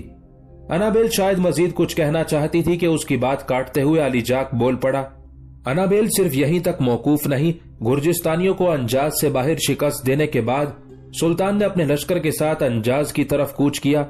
راستے میں زداق بن تغرائی پورے حالات مجھے تفصیل کے ساتھ سنا چکا ہے۔ اس کے بعد ایک بار پھر گرجستانیوں اور سلطان کے لشکر کے درمیان انجاز شہر میں معرکہ ہوا۔ اس جنگ میں بھی سلطان نے دشمن کو بدترین شکست دی اور اب انجاز شہر پر مسلمانوں کا قبضہ ہو چکا ہے۔ زداق بن تغرائی جو دشمن کی یلغار سے متاثر ہونے والے مسلمانوں میں سامان تقسیم کر رہا ہے، یہ سارا سامان بھی انجاز ہی سے لایا گیا ہے۔ انجاز کی فتح مندی کی خبر سن کر انابیل اور روزبا دونوں کی خوشی کی کوئی انتہا نہ تھی۔ پھر پہلی بار شرمیلی سی آواز میں روزبا نے زداق بن تغرائی کی طرف دیکھتے ہوئے کہنا شروع کیا، میں آپ کو انجاز سے باہر دشمن کے خلاف بہترین فتح اور انجاز شہر سے دشمن کو مار بھگانے اور شہر پر قبضہ کرنے پر مبارکباد دیتی ہوں۔ زداق بن تغرائی نے بڑے احسن انداز میں روزبا کی طرف دیکھتے ہوئے اس کی اس مبارکباد کو قبول کیا۔ پھر علی جاک اپنی بیوی انابیل کی طرف دیکھتے ہوئے کہنے لگا، انابیل کھانا تیار ہونے میں کتنی دیر ہے؟ اس پر انابیل اپنی جگہ پر اٹھ کھڑی ہوئی اور کہنے لگی، مطبخ میں اب تھوڑا سا ہی کام ہے، اس کے بعد میں اور روزبا کھانا لاتے ہیں، آپ اتنی جلدی کیوں کر رہے ہیں؟ زداق بن تغرائی آج کی رات ہمارے یہاں ہی قیام کریں گے۔ اس موقع پر زداق بن تغرائی کچھ کہنا ہی چاہتا تھا کہ اس سے پہلے ہی علی جاک بول پڑا، دیکھ باربک کی ماں، تو اس سے پہلے ہی راستے میں زداق بن تغرائی سے میں یہاں قیام کرنے کے لیے کہہ چکا ہوں، پر یہ نہیں مانے۔ ان کا کہنا ہے کہ ان کے ساتھ چند دستے ہیں جو ان کے ساتھ سامان لے کر آئے ہیں اور شہر سے باہر ان دستوں کے ساتھ زداق بن تغرائی نے پڑاؤ کر رکھا ہے، اور اس کا کہنا ہے کہ رات وہ اپنے ان دستوں ہی میں بسر کرے گا۔ اگر رات کو وہ یہاں قیام کرتا ہے تو یہ بات اس کے لشکریوں کے لیے قابل اعتراض ہوگی، اور وہ دل میں یہ خیال کریں گے کہ ان کا کماندار تو کسی کے یہاں ایک معزز مہمان کی حیثیت سے قیام کرے اور وہ خود خیموں میں پڑے ہوئے ہیں۔ انابیل ایک لحاظ سے زداق بن تغرائی کا کہنا درست ہے، ویسے بھی ایک سالار اپنے لشکریوں کے اندر ہی اچھا لگتا ہے۔ میں نے بھی زداق بن تغرائی کی اس بات کا برا مانا تھا، لیکن جب زداق بن تغرائی نے مجھے تفصیل بتائی تب میں اس کی باتوں کا قائل ہو گیا۔ اپنے باپ کے اس انکشاف پر روزبہ بیچاری اداس اور افسردہ ہو گئی تھی، تاہم وہ اپنی جگہ سے اٹھی اور اپنی ماں انابیل کے ساتھ دیوان خانے سے نکل کر مطبخ کی طرف چلی گئی تھی۔ پھر دونوں ماں بیٹی نے بڑی محنت سے کھانا تیار کیا۔ کھانا انہوں نے دیوان خانے میں ہی لگایا، سب نے مل کر کھانا کھایا۔ اس کے بعد زداق بن تغرائی کچھ دیر ان کے پاس بیٹھ کر باتیں کرتا رہا، پھر ان کے یہاں سے اٹھ کر وہ اپنے لشکریوں میں چلا گیا تھا۔ اگلے روز صبح وہ کریام نام کی اس بستی سے انجاز کی طرف چلا گیا تھا۔ سلطان الپرسلان نے چند یوم تک انجاز شہر ہی میں قیام کیے رکھا۔ اس دوران سلطان نے شہر کا نظم و نسق خوب درست کیا۔ شہر کے اندر جو باغی اور سرکش عناصر چھپے بیٹھے تھے، بڑی تیزی سے ان کا کلا کما کرتے ہوئے مکمل طور پر نہ صرف یہ کہ شہر کے نظم و نسق کو اپنے ہاتھ میں لے لیا تھا، بلکہ شہر کا امن بھی بحال کر دیا تھا۔ اس کے بعد سلطان الپرسلان اپنے لشکر کے ساتھ انجاز سے نکلا۔ اب اس نے گرجستان کے ایک اور بڑے شہر کا رخ کیا جس کا نام آل تھا۔ کہتے ہیں یہ شہر بڑا مضبوط اور مستحکم تھا اور ایک طرح سے ناقابل تسخیر خیال کیا جاتا تھا۔ اس شہر کے دو جانب ٹھاٹھے مارتا ہوا دریا بہتا تھا، جبکہ اس کے باقی دو جانب ایسا کوہستانی سلسلہ تھا جس نے اس شہر کو قلعہ نما بنا کر رکھ دیا تھا، اور اس پر مستزاد یہ کہ شہر کی دوہری فصیل تھی جو بڑے کوہستانی پتھروں سے بنائی گئی تھی اور چوڑی اس قدر تھی کہ بیک وقت کئی گھوڑے اس کے اوپر دوڑائے جا سکتے تھے۔ سلطان الپرسلان جس وقت آل شہر کے قریب پہنچا تو اس کے مخبروں نے اسے نہ صرف یہ کہ شہر کے استحکامات، شہر کے اندر دشمن کے لشکر کی تعداد، بلکہ شہر کی فصیلوں کے متعلق تفصیل سے بتا دیا تھا۔ یہ ساری خبریں ملنے کے بعد سلطان نے اپنے لشکر کے ساتھ دریا کو عبور کیا اور آل شہر کے قریب سلطان نے پڑاؤ کر لیا تھا۔ آل شہر کے اندر جو گرجستانیوں کا لشکر تھا، اس نے شہر سے باہر نکل کر مقابلہ کرنے کی بجائے شہر کے اندر محصور رہ کر ہی مقابلہ کرنا بہتر سمجھا، اس لیے کہ وہ جانتے تھے کہ شہر کی فصیل دوہری ہے، بڑے بڑے پتھروں سے بنی ہوئی ہے، کافی چوڑی ہے۔ اس پر چڑھنا یا اسے عبور کر کے شہر میں داخل ہونا ایک ناممکن فعل تھا۔ اس کے علاوہ آل شہر میں اس وقت خوراک اور ہتھیاروں کے وسیع ذخائر تھے۔ پھر کوہستانی سلسلے کی طرف سے انہیں اپنے مرکزی شہر سے بھی ہر طرح کی رسد اور کمک ملنے کی امید تھی۔ سلطان الپرسلان کو بھی اس کے مخبر اس ساری صورتحال سے آگاہ کر چکے تھے، لہٰذا سب سے پہلے سلطان نے شہر کا محاصرہ کیا۔ کوہستانی سلسلے کے اندر بھی سلطان نے اپنے مسلح دستے پھیلا دیے اور انہیں سختی کے ساتھ حکم دیا تھا کہ کوہستانی سلسلے کی طرف سے شہر والوں کو کسی بھی قسم کی رسد اور خوراک اور کمک نہیں پہنچنی چاہیے۔ کوہستانی سلسلے کے اندر مقرر کیے جانے والے ان دستوں کی کمانداری سعد بن منصور کے ذمہ لگائی گئی تھی، اور سعد بن منصور نے ایسی جانفشانی کے ساتھ کام کیا کہ کسی کو بھی وہ کوہستانی سلسلے سے نکل کر آل شہر کی طرف نہ جانے دیتا تھا، اور نہ ہی آل شہر سے نکل کر کوئی کوہستانی سلسلے میں داخل ہو سکتا تھا۔ کوہستانی سلسلے کے علاوہ جو دوسری اطراف تھی، ادھر سے بھی سلطان الپرسلان نے پوری طرح ناکہ بندی کر دی تھی۔ یوں آل شہر کا بیرونی دنیا سے رابطہ منقطع ہو گیا تھا۔ اس طرح کئی ہفتوں تک آل کے شہریوں کو باہر سے خوراک اور دیگر اشیاء میسر نہ ہو سکی۔ یہ صورتحال دیکھتے ہوئے آل شہر کے اندر رہنے والے لوگ اور شہر میں جو بہت بڑا لشکر تھا، انہوں نے اندازہ لگا لیا کہ اگر مسلمانوں کے سلطان الپرسلان نے اسی طرح شہر کی ناکہ بندی کیے رکھی تو پھر وہ دن دور نہیں جب شہر کے اندر خوراک کے ذخیرے بالکل ختم ہو جائیں گے، اور شہر کے اندر جو لشکر ہے اسے از خود سلطان الپرسلان کے سامنے ہتھیار ڈالنے پڑیں گے، اور اگر ایسا ہوا تو پھر یہ شہر والوں کے لیے بڑی ذلت، بڑی بے عزتی کا مقام ہوگا۔ اس صورتحال کے تحت شہر میں دشمن کے لشکر کا جو کماندار تھا، اس نے ایک چال چلی۔ اس نے اپنے سارے سفیروں کو کوئی معاملہ سمجھا بجھا کر شہر سے باہر نکالا اور سلطان الپرسلان کی طرف روانہ کیا۔ چند سفیر شہر سے نکلے، وہ سفید گھوڑوں پر سوار تھے اور اپنے ہاتھوں میں سفید ہی علم اٹھائے ہوئے تھے۔ اس حال میں وہ آل شہر سے نکل کر مسلمانوں کے پڑاؤ کی طرف گئے تھے۔ پڑاؤ میں داخل ہونے کے بعد آل شہر کے ان سفیروں نے سلطان الپرسلان سے ملنے کی خواہش کا اظہار کیا۔ اس پر کچھ مسلمان لشکری انہیں سلطان کی خیمہ گاہ کی طرف لے گئے۔ پھر سلطان کو ان کے آنے کی خبر دی گئی۔ سلطان نے سب سے پہلے زداق بن تغرائی، سعد الدولہ گوہر، سعد بن منصور اور نظام الملک توسی کو اپنے پاس طلب کیا اس کا بیٹا ملک شاہ سلجوقی پہلے ہی اس کے پاس تھا۔ جب یہ سارے جرنیل سلطان کے خیمے میں داخل ہوئے تب سلطان نے آل کی طرف سے آنے والے ان سفیروں کو اپنے خیمے میں طلب کیا۔ وہ سفیر سلطان کے خیمے میں داخل ہوئے تو سلطان کو بڑی عقیدت اور ارادت مندی سے زمین کی طرف جھکتے ہوئے انہوں نے سلام کیا اور تعظیم دی۔ سلطان نے انہیں خالی نشستوں پر بیٹھنے کے لیے کہا۔ جب وہ بیٹھ گئے تو سلطان نے انہیں مخاطب کیا، اس وقت میں اور میرے سارے سالار یہاں موجود ہیں، تم کہو تمہیں کس مقصد کے تحت آل سے یہاں میرے پڑاؤ میں بھیجا گیا ہے۔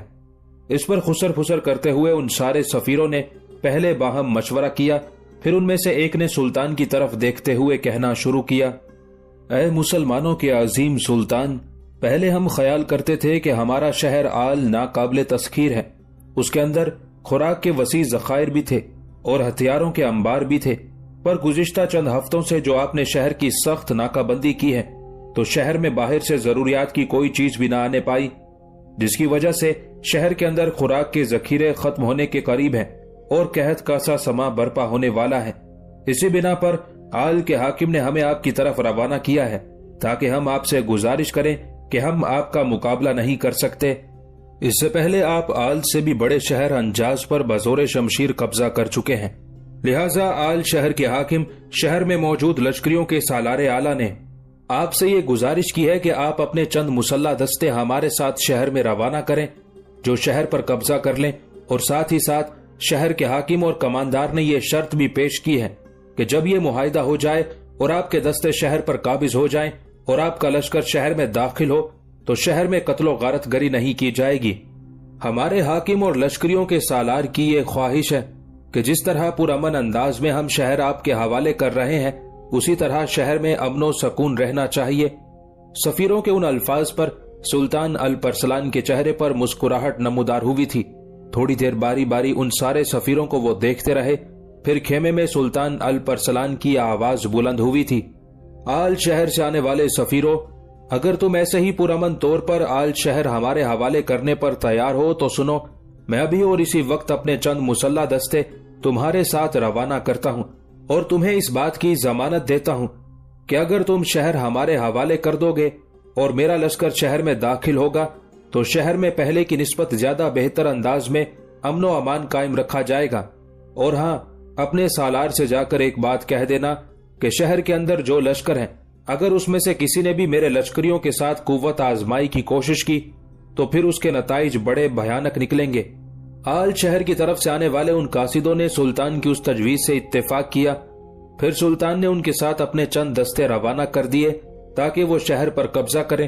اس کے بعد شہر کے دروازے کھلے اور سلطان اپنے لشکر کے ساتھ شہر میں داخل ہو جائے، لیکن یہ حاکم اور شہر کے اندر مقیم لشکریوں کے سالار اعلیٰ پیٹریوس کی سلطان الپرسلان کے خلاف ایک گہری سازش تھی۔ جس وقت مسلمانوں کے وہ دستے شہر میں داخل ہوئے تو انہیں کھلے میدان میں ایک طرف کھڑا کر دیا گیا تھا۔ اس دوران ان دستوں کے قریب ہی شہر کا حاکم اور لشکر کا سالار اعلیٰ پیٹریوس ایک بہت بڑی سازش میں مبتلا تھا۔ اس نے اپنے چھوٹے کمانداروں کو ایک جگہ جمع ہونے کا حکم دیا۔ جب وہ سب اس کی بتائی ہوئی جگہ پر جمع ہوئے تو پیٹریوس نے ان سب کو مخاطب کرتے ہوئے کہنا شروع کیا، میرے عزیزو، جو کچھ میں کہنے لگا ہوں میری بات غور سے سنو۔ اب تک تم سب یہی خیال کرتے رہے ہوگے کہ میں جو مسلمانوں کے دستوں کو شہر میں بلا رہا ہوں تو وہ شہر کا انتظام سنبھالیں گے، اس کے بعد مسلمانوں کا سلطان شہر پر قبضہ کرنے کے لیے شہر میں داخل ہوگا۔ ہرگز نہیں، میں جب تک زندہ ہوں شہر کو مسلمانوں کے حوالے نہیں کروں گا۔ اس موقع پر میں تمہارے سامنے ایک بڑی اہم تجویز پیش کرنے لگا ہوں، اس پر اگر تم میں سے کسی کو اعتراض ہو تو بلا جھجک اٹھ کر اپنے خیالات کا اظہار کرے، لیکن وہ تجویز پیش کرنے سے پہلے میں تم پر یہ بھی انکشاف کروں کہ انجاز شہر میں بے شک ہمیں شکست ہوئی ہے، لیکن وہ شکست ہمارے لیے تازیانہ ثابت ہوگی۔ انجاز کا حاکم بکرات اپنی سلطنت کے اندرونی حصوں کی طرف چلا گیا ہے، دوسرا جرنیل کریوس بھی اس کے ہمراہ ہے۔ وہ مسلمانوں کے خلاف ایک طویل جنگ کرنے کے لیے اپنے ملک کے اندرونی حصوں میں نئے لشکری بھرتی کر کے بڑی تیزی کے ساتھ ایک جرار لشکر تیار کرنے میں مصروف ہیں۔ اس دوران دشمن کی راہ روکنے کے لیے بکرات نے اپنے چچا مارچ، اپنی بہن اناسٹا اور اپنے چچا زاد بھائی سیلر کو ایک اہم کام سونپا ہے، اور وہ کام یہ ہے کہ جب سلطان الپرسلان کے ساتھ اناسٹا، سیلر اور مارس تینوں چھاپا مار جنگ کی ابتدا کریں گے، گاہے باگاہے مسلمانوں پر شب خون بھی مارتے رہیں گے، اس طرح وہ شہر سے باہر ہی مسلمانوں کو اپنے ساتھ الجھا کر رکھیں گے۔ اس موقع پر ہم ایک مناسب وقت پر مسلمانوں پر ایسی ضرب لگائیں گے کہ پھر انہیں اٹھنے یا آل شہر کی طرف دیکھنے کی جسارت نہ ہوگی۔ میں تم پر اس مناسب وقت اور موقع کی وضاحت بھی کر دوں جب ہم شہر سے باہر نکل کر مسلمانوں کے سلطان الپرسلان پر حملہ ہوں گے۔ جیسا کہ میں بتا چکا ہوں کہ اناسٹا، سیلر اور مارس تینوں مسلمانوں کے ساتھ شب خون کا کھیل کھیلنا شروع کر دیں گے۔ پھر کسی روز شہر کے اندر سے میں اپنے لشکر کے ساتھ نکل کر مسلمانوں پر عین اس وقت ضرب لگاؤں گا جب مسلمان نماز کے لیے کھڑے ہوں گے، اور مجھے امید ہے کہ ایسا موقع اگر مجھے میسر آ گیا اور میں مسلمانوں پر بھرپور حملہ کر سکا تو مسلمانوں کے سارے لشکر کو نیست و نابود کر کے رکھ دوں گا۔ الپرسلان کو گرفتار کروں گا اور اسے لوہے کی بھاری بیڑیاں پہنا کر اپنے مرکزی شہر انی کی طرف روانہ کروں گا۔ یہ تو وہ حالات ہیں جو اب عنقریب رونما ہونے والے ہیں۔ اب جو مسلمانوں کے مسلح دستے شہر میں داخل ہوئے ہیں، جنہیں میں نے یہ بہانہ کر کے بلوایا ہے تاکہ وہ شہر پر قبضہ کریں، اس کے بعد سلطان اپنے لشکر کے ساتھ شہر میں داخل ہو تو میں ابھی ان کے سامنے تیر انداز کھڑے کرنے لگا ہوں اور سارے مسلمان لشکریوں کو میں موت کے گھاٹ اتارنے لگا ہوں۔ اس کا فائدہ یہ ہوگا کہ مسلمانوں کے لشکر پر ہمارا رعب اور دبدبہ چھا جائے گا، اور وہ یہ بھی خیال کریں گے کہ آل شہر کے اندر اتنی بڑی قوت ہے کہ انہوں نے مسلمانوں کے دستوں کو موت کے گھاٹ اتارنے کی جرت اور جسارت کی ہے۔ اس سلسلے میں تم میں سے کسی کو اعتراض ہے تو بولے، قبل اس کے کہ پیٹریوس کے سالاروں میں سے کوئی اٹھ کر بولتا۔ پیٹریوس کو شاید کوئی بھولی ہوئی بات یاد آ گئی، پھر دوبارہ اپنے ان سالاروں کو مخاطب کر کے کہنے لگا، میرے عزیزو، میں تم پر ایک بات کا انکشاف کرنا بھول گیا، وہ بات میں کہہ لوں، اس کے بعد تم اپنی تجویز بیان کر سکتے ہو۔ تم سب جانتے ہو کہ رومنوں کا ایک لشکر رومنوں کے جرنیل میکائل کی سرکردگی میں ہماری مدد کے لیے آیا ہوا تھا۔ گو میکائل نے اپنے رومن لشکر کے ساتھ انجاز کی جنگ میں حصہ لیا، پھر بھی شکست کا سامنا کرنا پڑا۔ اب میکائل اپنے اس لشکر کے ساتھ واپس قسطنطنیہ روانہ ہو چکا ہے۔ وہاں جا کر وہ اپنے شہنشاہ رومانوس سے صلاح مشورہ کرے گا۔ اس کے بعد رومنوں کا ایک لشکر قسطنطنیہ سے نکلے گا اور مسلمانوں کے علاقوں میں داخل ہو کر تباہی و بربادی کا کھیل کھیلنا شروع کر دے گا۔ اس طرح مسلمانوں کی توجہ ایک محاذ کی بجائے کئی محاذوں پر بٹ کر رہ جائے گی۔ اس کے علاوہ میں تم پر یہ بھی انکشاف کروں کہ تھوڑی دیر پہلے اپنے مرکزی شہر انی سے کچھ جاسوس ہمارے بادشاہ بکرات نے روانہ کیے ہیں، اور اس نے بھی یہ انکشاف کیا ہے کہ اس نے تیز رفتار قاصد 3 بڑی قوتوں کی طرف روانہ کیے ہیں اور انہیں مشورہ دیا ہے کہ وہ مسلمانوں کی سلطنت پر دھاوا بول دیں۔ اگر وہ آج دھاوا نہیں بولیں گے تو ہمارا خاتمہ کرنے کے بعد مسلمان ان پر بھی حملہ ہوں گے۔ پہلی قوت جس کی طرف ہمارے بادشاہ نے قاصد بھجوائے ہیں وہ تو رومنوں کا شہنشاہ رومانوس ہے۔ دوسری بڑی قوت جس کی طرف ہمارے بادشاہ نے قاصد بھجوائے ہیں وہ فارس کا حکمران فضلویہ ہے۔ ہمارے بادشاہ نے اسے بہت بڑی ترغیبات دی ہے اور اسے آئندہ بھی تحائف سے نوازنے کا عہد کیا ہے، اور اسے یہ ترغیب دی ہے کہ وہ اپنے لشکر کے ساتھ سلطان الپرسلان کی سلطنت پر دھاوا بول دے۔ تیسری بڑی قوت جس کی طرف ہمارے قاصد روانہ ہوئے ہیں وہ بلاد چین میں بسنے والے غیر مسلم ترک ہیں۔ ان کی طرف بھی ہمارے بادشاہ بکرات نے قاصد روانہ کیے ہیں۔ ان کے لیے قیمتی تحائف کھچروں پر لاد کر خوراک اور دیگر سامان روانہ کیا ہے، اور ان سے بھی یہ وعدہ کیا ہے کہ اگر وہ سلطان الپرسلان کی سلطنت پر کامیاب حملے کرے تو ہمارا بادشاہ آنے والے دور میں اس سے بڑھ کر انہیں نوازے گا۔ میرے عزیزو، آج بے شک مسلمانوں کے سلطان الپرسلان کے سامنے ہم واحد اور اکیلے ہدف بنے ہوئے ہیں، لیکن میں تم پر انکشاف کروں، ان قریب رومن بھی مسلمانوں کے خلاف حرکت میں آ جائیں گے۔ اس کے بعد فارس کا حاکم فضلویہ اپنے لشکر کے ساتھ نکلے گا اور الپرسلان کی سلطنت پر حملہ آور ہو جائے گا، اور پھر جب بلاد چین کے غیر مسلم ترک بھی ٹڈی دل کی طرح اپنے لشکر کے ساتھ الپرسلان کی سلطنت پر دھاوا بولیں گے تو میرے خیال میں رومن اور فارس کا حکمران فضلویہ تو بہت دور کی بات، الپرسلان بلاد چین سے نکلنے والے یاجوج ماجوج کی مانند ترکوں کا کسی بھی صورت مقابلہ نہ کر سکے گا، اور تم لوگ دیکھو گے کہ الپرسلان ان لشکروں کے سامنے اپنے آپ کو دنیا کا سب سے بے بس اور غیر محفوظ حکمران سمجھ رہا ہوگا۔ یہاں تک کہنے کے بعد پیٹریوس لمحہ بھر کے لیے رکا، پھر اس نے اپنے سالاروں کو مخاطب کرتے ہوئے دوبارہ کہنا شروع کیا، میرے عزیزو، میں نے جو کچھ کہنا تھا کہہ چکا، اب جو تجویز میں نے تمہارے سامنے پیش کی ہے اس کے لیے تم اپنے خیالات کا اظہار کرو۔ پیٹریوس کی اس استفسار کے جواب میں تھوڑی دیر تک خاموشی رہی۔ چھوٹے سالار باہم مشورہ کرتے رہے، پھر انہوں نے اپنے میں سے ایک کو اپنا نمائندہ چنا۔ وہ کھڑا ہوا اور پیٹریوس کو مخاطب کر کے کہنے لگا، پیٹریوس، ہمارے عظیم حاکم، جو انکشافات آپ نے ہم پر کیے ہیں، اگر ان کو عملی جامے کی صورت دی جاتی ہے تو ہمارا خیال ہے کہ ان قریب الپرسلان ہمارے سامنے بے بس ہوگا اور ہم اسے لوہے کی زنجیریں پہنا کر اپنے مرکزی شہر انی کی طرف روانہ کریں گے۔ جہاں تک آپ کا یہ خیال ہے کہ مسلمانوں کے جو دستے شہر میں داخل ہوئے ہیں انہیں ہلاک کر دیا جائے، تو ہم آپ سے اس سلسلے میں مکمل طور پر اتفاق کرتے ہیں۔ مسلمانوں کے ان دستوں پر تیر اندازی کر کے ان کا خاتمہ کر دینا چاہیے اور فصیل کے اندر محافظوں کی تعداد بڑھا دینی چاہیے تاکہ مسلمان فصیل پر چڑھ کر شہر میں داخل نہ ہو سکے۔ اور پھر ہمیں امید ہے کہ جب ان کی پشت کی طرف سے بکرات کی بہن اناسٹا، اس کا چچا زاد بھائی سیلر اور اس کا چچا مارس مسلمانوں کے ساتھ شب خون کا کھیل کھیلنا شروع کریں گے تو مسلمانوں کی حالت یقیناً اس چوہے سے بھی بدتر ہوگی جو 3 بلیوں کے درمیان پھنس کر رہ گیا ہو۔ اپنے سالاروں کی اس اتفاق رائے سے پیٹریوس خوش ہو گیا تھا۔ سلطان الپرسلان نے بھی محافظ دستوں کے ساتھ اپنے کچھ جاسوس بھی روانہ کر دیے تھے تاکہ وہ شہر کے اندر دشمن کی نقل و حرکت سے متعلق اسے آگاہ کرتے رہیں۔ پیٹریوس جب اپنے چھوٹے سالاروں کے ساتھ یہ فیصلہ کر چکا تب اپنے تیر اندازوں کے دستے وہ میدان میں لایا۔ پھر اس کے حکم پر مسلمان دستوں پر تیز تیر اندازی کی گئی اور جس قدر مسلمان لشکری شہر میں داخل ہوئے تھے ان سب کا خاتمہ کر دیا گیا تھا۔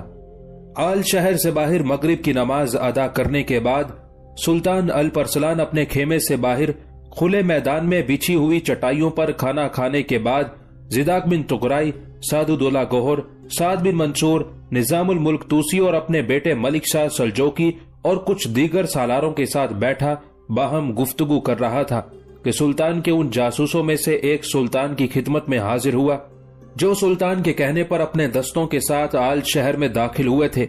اس کی آمد پر سلطان بڑا خوش ہوا۔ جہاں سلطان اور سارے سالار بیٹھے ہوئے تھے ان کے ارد گرد مشعلیں روشن تھی جنہوں نے اس سارے ماحول کو روشن کر دیا تھا۔ اپنے مخبر کو دیکھتے ہی سلطان کے چہرے پر مسکراہٹ نمودار ہوئی تھی۔ سلطان نے ہاتھ کے اشارے سے اسے اپنے سامنے بیٹھنے کو کہا۔ سلطان کا اشارہ پاتے ہی وہ مخبر بیٹھ گیا۔ اس کا چہرہ اترا ہوا تھا اور وہ پریشان اور فکرمند تھا۔ اس کی حالت دیکھتے ہوئے سلطان الپرسلان، زیداک بن تغرائی اور دیگر سالار بھی فکرمند ہو گئے تھے۔ پھر سلطان نے اپنے آنے والے اس مخبر کو مخاطب کیا، میرے عزیز، تیرا چہرہ بتاتا ہے کہ تو کوئی اچھی خبر لے کر نہیں آیا۔ اس پر اس جاسوس نے نمی اترتی آنکھوں سے سلطان کی طرف دیکھا، پھر دکھ بھری آواز میں اس نے سلطان کو مخاطب کیا، سلطان محترم، آپ کا اندازہ درست ہے، میں واقعی بری خبر لے کر آیا ہوں۔ آل کے نصرانی حاکم پیٹریوس کے کہنے پر جو آپ نے اپنے چند دستے شہر میں داخل کیے تھے ان سب کا پیٹریوس نے قتل عام کر دیا ہے۔ ان میں سے سلطان محترم کوئی نہیں بچا، پیٹریوس نے سب کو ختم کر دیا ہے۔ ہمارے محافظ دستوں کو شہر میں منگوانا پیٹریوس کا ہمارے ساتھ دھوکہ اور فریب تھا۔ اس طرح وہ ہمارے لشکریوں کا خاتمہ کر کے ہم پر ایک طرح کا رعب، دھونس اور دھمکی ڈالنا چاہتا تھا۔ یہ خبر سن کر سلطان الپرسلان کی آنکھیں کبھی نہ ختم ہونے والی قہر مانیہ، شیشہ جاں کو ریزہ ریزہ، کریائے دل کو ٹکڑے ٹکڑے کر دینے والے تباہی و بربادی کے رقص کرتے شولوں کی مانند ہو کر رہ گئی تھی۔ زیداک بن تغرائی کے علاوہ سعدالدولہ گوہر، سعد بن منصور، نظام الملک توسی اور سلطان کے بیٹے ملک شاہ سلجوکی اور دیگر سالاروں کی حالت بھی سلطان سے مختلف نہ تھی۔ پھر سلطان کی دھاڑتی ہوئی آواز سنائی دی تھی، آل شہر کے حاکم پیٹریوس نے مفاد و حرص کے آزار میں مبتلا ہو کر ہمارے خلاف جو قدم اٹھایا ہے یہ اسے بڑا مہنگا پڑے گا۔ اس نے ہمارے لشکریوں کا خاتمہ کر کے اپنے ہاتھوں سے اپنے لیے وقت کی بدترین شوریدہ سری، درد بانٹتے آبشاروں، تباہی کی بے نام شاموں، خونخوار بے سحر راتوں کو آواز دی ہے۔ قسم خدائے واحد و لا شریک کی، جب اس پیٹریوس کے خلاف ہم حرکت میں آئیں گے، میرے خداوند نے چاہا تو اس پیٹریوس کی حالت ہمارے سامنے قفس پسپائی میں بند رکھے طیور سے مختلف نہ ہوگی۔ اس روز میں اس پیٹریوس کو اپنے ہاتھوں سے قتل کروں گا۔ یہاں تک کہنے کے بعد سلطان رکا، دم لیا۔ اس کے بعد اس نے پہلے سے بھی زیادہ غضبناک آواز میں کہنا شروع کیا، میرے عزیز ساتھیوں اور رفیقوں، میرے سالاروں، गवाह रहना, इस पेट्रियोस को मैं अपने हाथों से कत्ल करूंगा। इससे आगे सुल्तान कुछ ना कह सका। उसकी आवाज जज्बात में डूब गई थी। उसके चेहरे पर सख्तियां और आंखों में कहरमानियां अपने अरूज पर पहुंच गई थी। थोड़ी देर तक सुल्तान की हालत और कैफियत ऐसी ही रही और सब सुल्तान की तरफ बड़े गौर से देखते हुए खामोश और चुप रहे। आने वाला जासूस बेचारा भी सुल्तान की यह हालत देखते हुए अफसुर्दा हो गया था। कुछ देर तक सुल्तान एक कश्मकश में मुब्तला रहा, फिर उसने अपने आप को संभाला। उस मौके पर आने वाला जासूस फिर बोल पड़ा, सुल्तान मोहतरम, बुरी खबर मैंने आपसे कह दी। मेरे पास चंद और खबरें भी हैं जो मैं आपके गोश गुजार करना चाहता हूं। इस पर सुल्तान ने उस जासूस की तरफ देखा।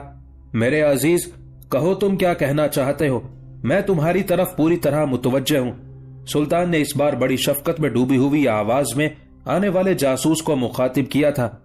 जवाब में आने वाला जासूस फिर कह उठा, सुल्तान मोहतरम, दुश्मन ने हमारे खिलाफ जंगों का एक तवील लाहे अमल तैयार किया है। रोमन जर्नैल मिकाइल, जो रोमनों के एक लश्कर के साथ गुर्जिस्तानियों और आर्मीनिया वालों की मदद के लिए आया था, वो अपने लश्कर के साथ वापस जा चुका है और वो जाकर अपने बादशाह को ये तरगीब देगा कि मुसलमान चूंकि गुर्जिस्तानियों और आर्मीनिया वालों के खिलाफ हरकत में आए हुए हैं, लिहाजा उन्हें मुसलमान इलाकों पर धावा बोल देना चाहिए। सुल्तान मोहतरम, इसके अलावा गुर्जिस्तान के बादशाह बकरात ने तेज रफ्तार कासिद 3 कुव्वतों की तरफ रवाना किए हैं। एक रोमनों का शहंशाह रोमानोस, दूसरा फारस का हुक्मरान फजलुया और तीसरी बड़ी कुव्वत बिलादे चीन में बसने वाले गैर मुस्लिम तुर्क हैं। इन तीनों कुव्वतों को बकरात ने मालो दौलत की तरगीब दी है और उन्हें कहा है कि मुसलमानों का हुक्मरान अल परसलान इन दिनों उसके साथ जंग में बुरी तरह मसरूफ है, लिहाजा वो मुसलमानों की सल्तनत पर हमलावर होकर अपने लिए फवायद हासिल करे। उसने उन्हें यह भी तनबीह की है कि आज अगर अल परसलान गुर्जिस्तानी और आर्मीनिया वालों के खिलाफ हरकत में आया हुआ है और हमें जेर करने के बाद कल वो उन पर हमलावर होकर उन्हें भी निस्तो नाबूद कर सकता है। सुल्तान मोहतरम, अंजाज शहर का हाकिम बकरात और गुर्जिस्तानी और आर्मीनिया वालों का दूसरा जर्नैल करियोस इन दिनों अपनी सल्तनत के अंदरूनी हिस्सों में बुरी तरह मसरूफ है। नए लश्कर भर्ती करके उन्हें तरबियत दे रहे हैं और फिर एक बार वो किस्मत आजमाई के लिए हमारा सामना करेंगे।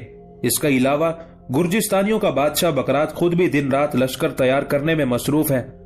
सुल्तान मोहतरम, एक और अहम खबर है, वो ये कि एक बहुत बड़ा लश्कर अंजाज के साबिक हुक्मरान लियांडर के भाई मार्स, उसके बेटे सेलर और लियांडर की बेटी अनास्टा के हवाले किया गया है।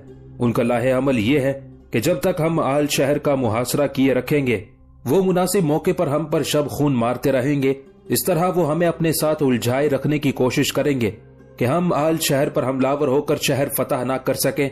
जिन दिनों अनास्टा, सेलर और मार्स हम पर शब खून मारने का सिलसिला शुरू करेंगे, उन्हीं दिनों आल का हाकिम और सालार पेट्रियोस हम पर उस वक्त हमलावर होने की कोशिश करेगा जिस वक्त हम नमाज पढ़ने में मसरूफ होंगे। इस तरह पेट्रियोस हमारे खिलाफ कामयाबी और कामरानी हासिल करने की तवक्को रखता है।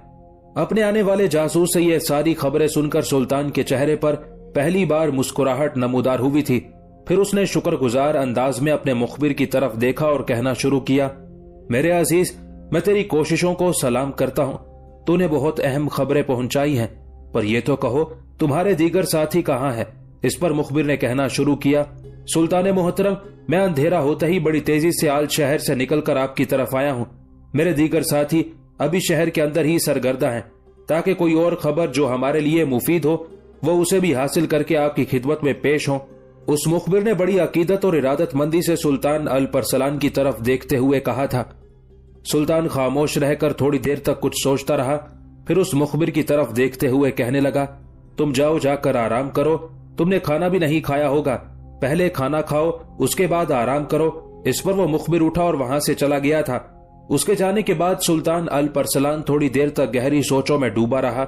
फिर वहां जमा होने वाले अपने सारे सालारों से कहने लगा, मेरे अजीजों, हमारा ये मुखबिर इंतहाई अहम किस्म की खबरें लेकर आया है। अगर हम दुश्मन के इन अज़ाइम का पहले ही सद्देबाब कर लें तो हर महाज पर हम उसे शिकस्त देने में कामयाब हो जाएंगे।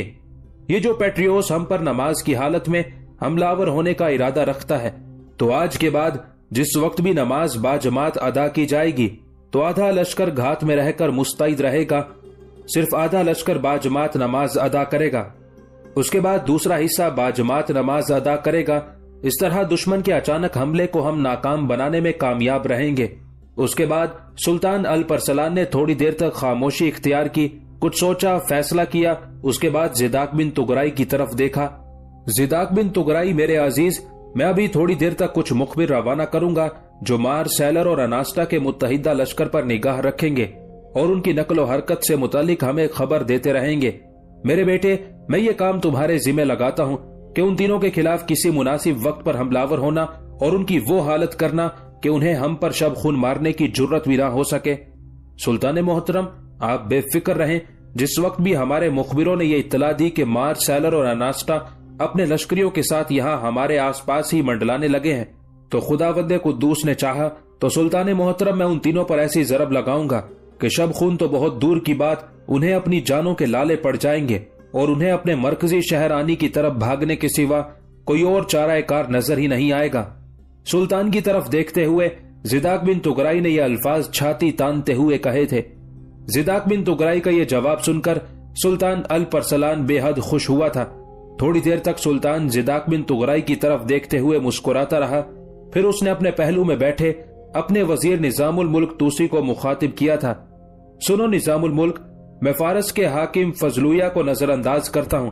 اگر اس نے ہماری سلطنت کے خلاف کوئی نازیبا حرکت کرنے کی کوشش کی تو اس کو میں وہ سبق سکھاؤں گا کہ اس کی پشتیں یاد رکھیں گی۔ ہاں، میں تمہیں 2 احتیاطی تدابیر کرنے کا حکم دیتا ہوں۔ نظام الملک توسی، ان احتیاط کے تحت ابھی تھوڑی دیر تک 2 طرح کے قاصد روانہ کرنا۔ کچھ قاصد حلب اور اس کے گرد و نواح کے دونوں عرب حکمرانوں محمود بن صالح اور حسام طائی کی طرف روانہ کرنا، اور انہیں میری طرف سے حکم جاری کرو کہ اگر رومن اپنے علاقوں سے نکل کر مسلمان علاقوں پر حملہ ہونا چاہیں تو یہ دونوں یعنی محمود بن صالح اور حسام طائی رومنوں کا مقابلہ کریں، اور انہیں اگر شکست دے کر پسپا نہیں کر سکتے تو ان کی راہ روکے رکھیں اور مسلمان علاقوں میں انہیں آگے پیش قدمی ہی نہ کرنے دیں، یا کم از کم انہیں اپنے ساتھ الجھائے رکھیں۔ اتنی دیر تک میں رومنوں کا بھی بندوبست کر لوں گا۔ دوسرے قاصد مرو شہر میں میرے بھائی کاورد بیگ کی طرف روانہ کرو اور اسے میری طرف سے یہ حکم دو کہ بلاد چین میں بسنے والے غیر مسلم ترک اگر اپنے علاقوں سے نکل کر ہمارے علاقوں پر حملہ ہوتے ہیں تو ان کی راہ روکے۔ میری طرف سے اسے یہ بھی پیغام دو کہ ان کے خلاف جارحیت اختیار نہ کرے، اپنے آپ کو دفاع تک محدود رکھے، ان کی راہ روکے، انہیں اپنی سلطنت میں داخل نہ ہونے دیں۔ جب حالات درست ہو جائیں گے تو اگر ان ترکوں نے پرپرزے نکالنے کی کوشش کی تو میرے خداوند نے چاہا تو انہیں بھی نیست و نابود کر کے رکھوں گا۔ یہاں تک کہنے کے بعد سلطان الپرسلان رکا، پھر کچھ سوچا، اس کے بعد زداک بن تغرائی کی طرف دیکھتے ہوئے اس نے کہنا شروع کیا۔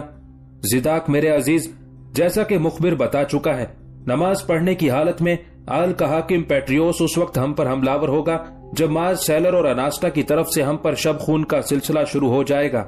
میرے بیٹے، جو ہی ہمارے مخبر ہمیں مارس، اناسٹا اور سیلر کے محل وقوع کی اطلاع دیتے ہیں، تم ان کے خلاف حرکت میں آنا اور انہیں شکست دے کر مار بھگانا۔ ظاہر ہے ان کی شکست کی خبریں آل شہر میں پیٹریوس کے پاس بھی پہنچ جائیں گی۔ اس کے 2 رد عمل ہوں گے۔ اول تو پیٹریوس کوشش کرے گا کہ نماز کی حالت میں ہم پر حملہ ہونے کی کوشش نہ کرے، لیکن ہم اپنی طرف سے کوشش کریں گے کہ اس کے سامنے نمایاں ہو کر اپنے آدھے لشکر کے ساتھ نماز ادا کریں۔ اس طرح اسے ایک طرح سے ہم پر حملہ ہونے کی ترغیب ملے گی۔ اگر وہ ایسا کرتا ہے تو جو ہی وہ شہر سے نکلتا ہے، آدھا لشکر جو گھات میں ہوگا اس پر حملہ ہوگا، دوسرا آدھا بھی نماز کے بعد اس پر ٹوٹ پڑے گا۔ اس طرح اسے بخیریت شہر میں داخل ہونے کی مہلت نہ دیں گے۔ اس کے پیچھے پیچھے ہم بھی شہر میں داخل ہو جائیں گے، اور مجھے امید ہے کہ شہر کے اندر جو محافظ لشکر ہے اسے لمحوں کے اندر ہم نیست و نابود کر کے رکھ دیں گے۔ میرے عزیزو، اپنی طرف سے پوری کوشش کرنا کہ آل کے حکمران اور سپہ سالار پیٹریوس کو زندہ گرفتار کیا جائے، پھر اسے میرے سامنے پیش کرنا۔ اس کے علاوہ میرے ذہن میں ایک اور تجویز بھی ہے، وہ میں تم لوگوں کے سامنے پیش کرتا ہوں، پھر تم اپنے خیالات کا اظہار کرنا۔ میں چاہتا ہوں کہ جب پیٹریوس کے پیچھے پیچھے ہم شہر میں داخل ہو جائیں تو کسی دوسرے راستے سے پیٹریوس کو اپنے بچے کچے لشکریوں کے ساتھ بھاگنے کا موقع نہ ملے۔ جس دروازے سے ہم دشمن کا تعاقب کرتے ہوئے داخل ہوں گے، اس دروازے کی حفاظت میرے بیٹے ملک شاہ سلجوکی اور نظام الملک توسی کے ذمہ ہوگی۔ باقی تینوں دروازوں کے سامنے سعد الدولہ گوہر اور سعد بن منصور اپنے اپنے حصے کے لشکریوں کو پھیلا دیں گے۔ کسی کو شہر میں نہ داخل ہونے دیں گے، نہ شہر سے بھاگنے کا موقع دیں گے، جبکہ میں اور زداک بن تغرائی دشمن کی شہر کے اندر جو قوت ہوگی اس کی کمر توڑنے میں مصروف ہو جائیں گے، اور مجھے امید ہے کہ ہم بہت جلد اس میں کامیاب ہو جائیں گے۔ جہاں کہیں بھی پیٹریوس دکھائی دے اسے زندہ گرفتار کر کے میرے سامنے پیش کیا جائے۔ اس سلسلے میں تم میں سے کسی کو کوئی اعتراض ہو تو کہو۔ سلطان الپرسلان کے اس استفسار پر سب نے سلطان کی اس تجویز سے اتفاق کیا۔ پھر سب اپنی جگہوں سے اٹھ کھڑے ہوئے اور اپنے اپنے خیموں کی طرف چلے گئے تھے۔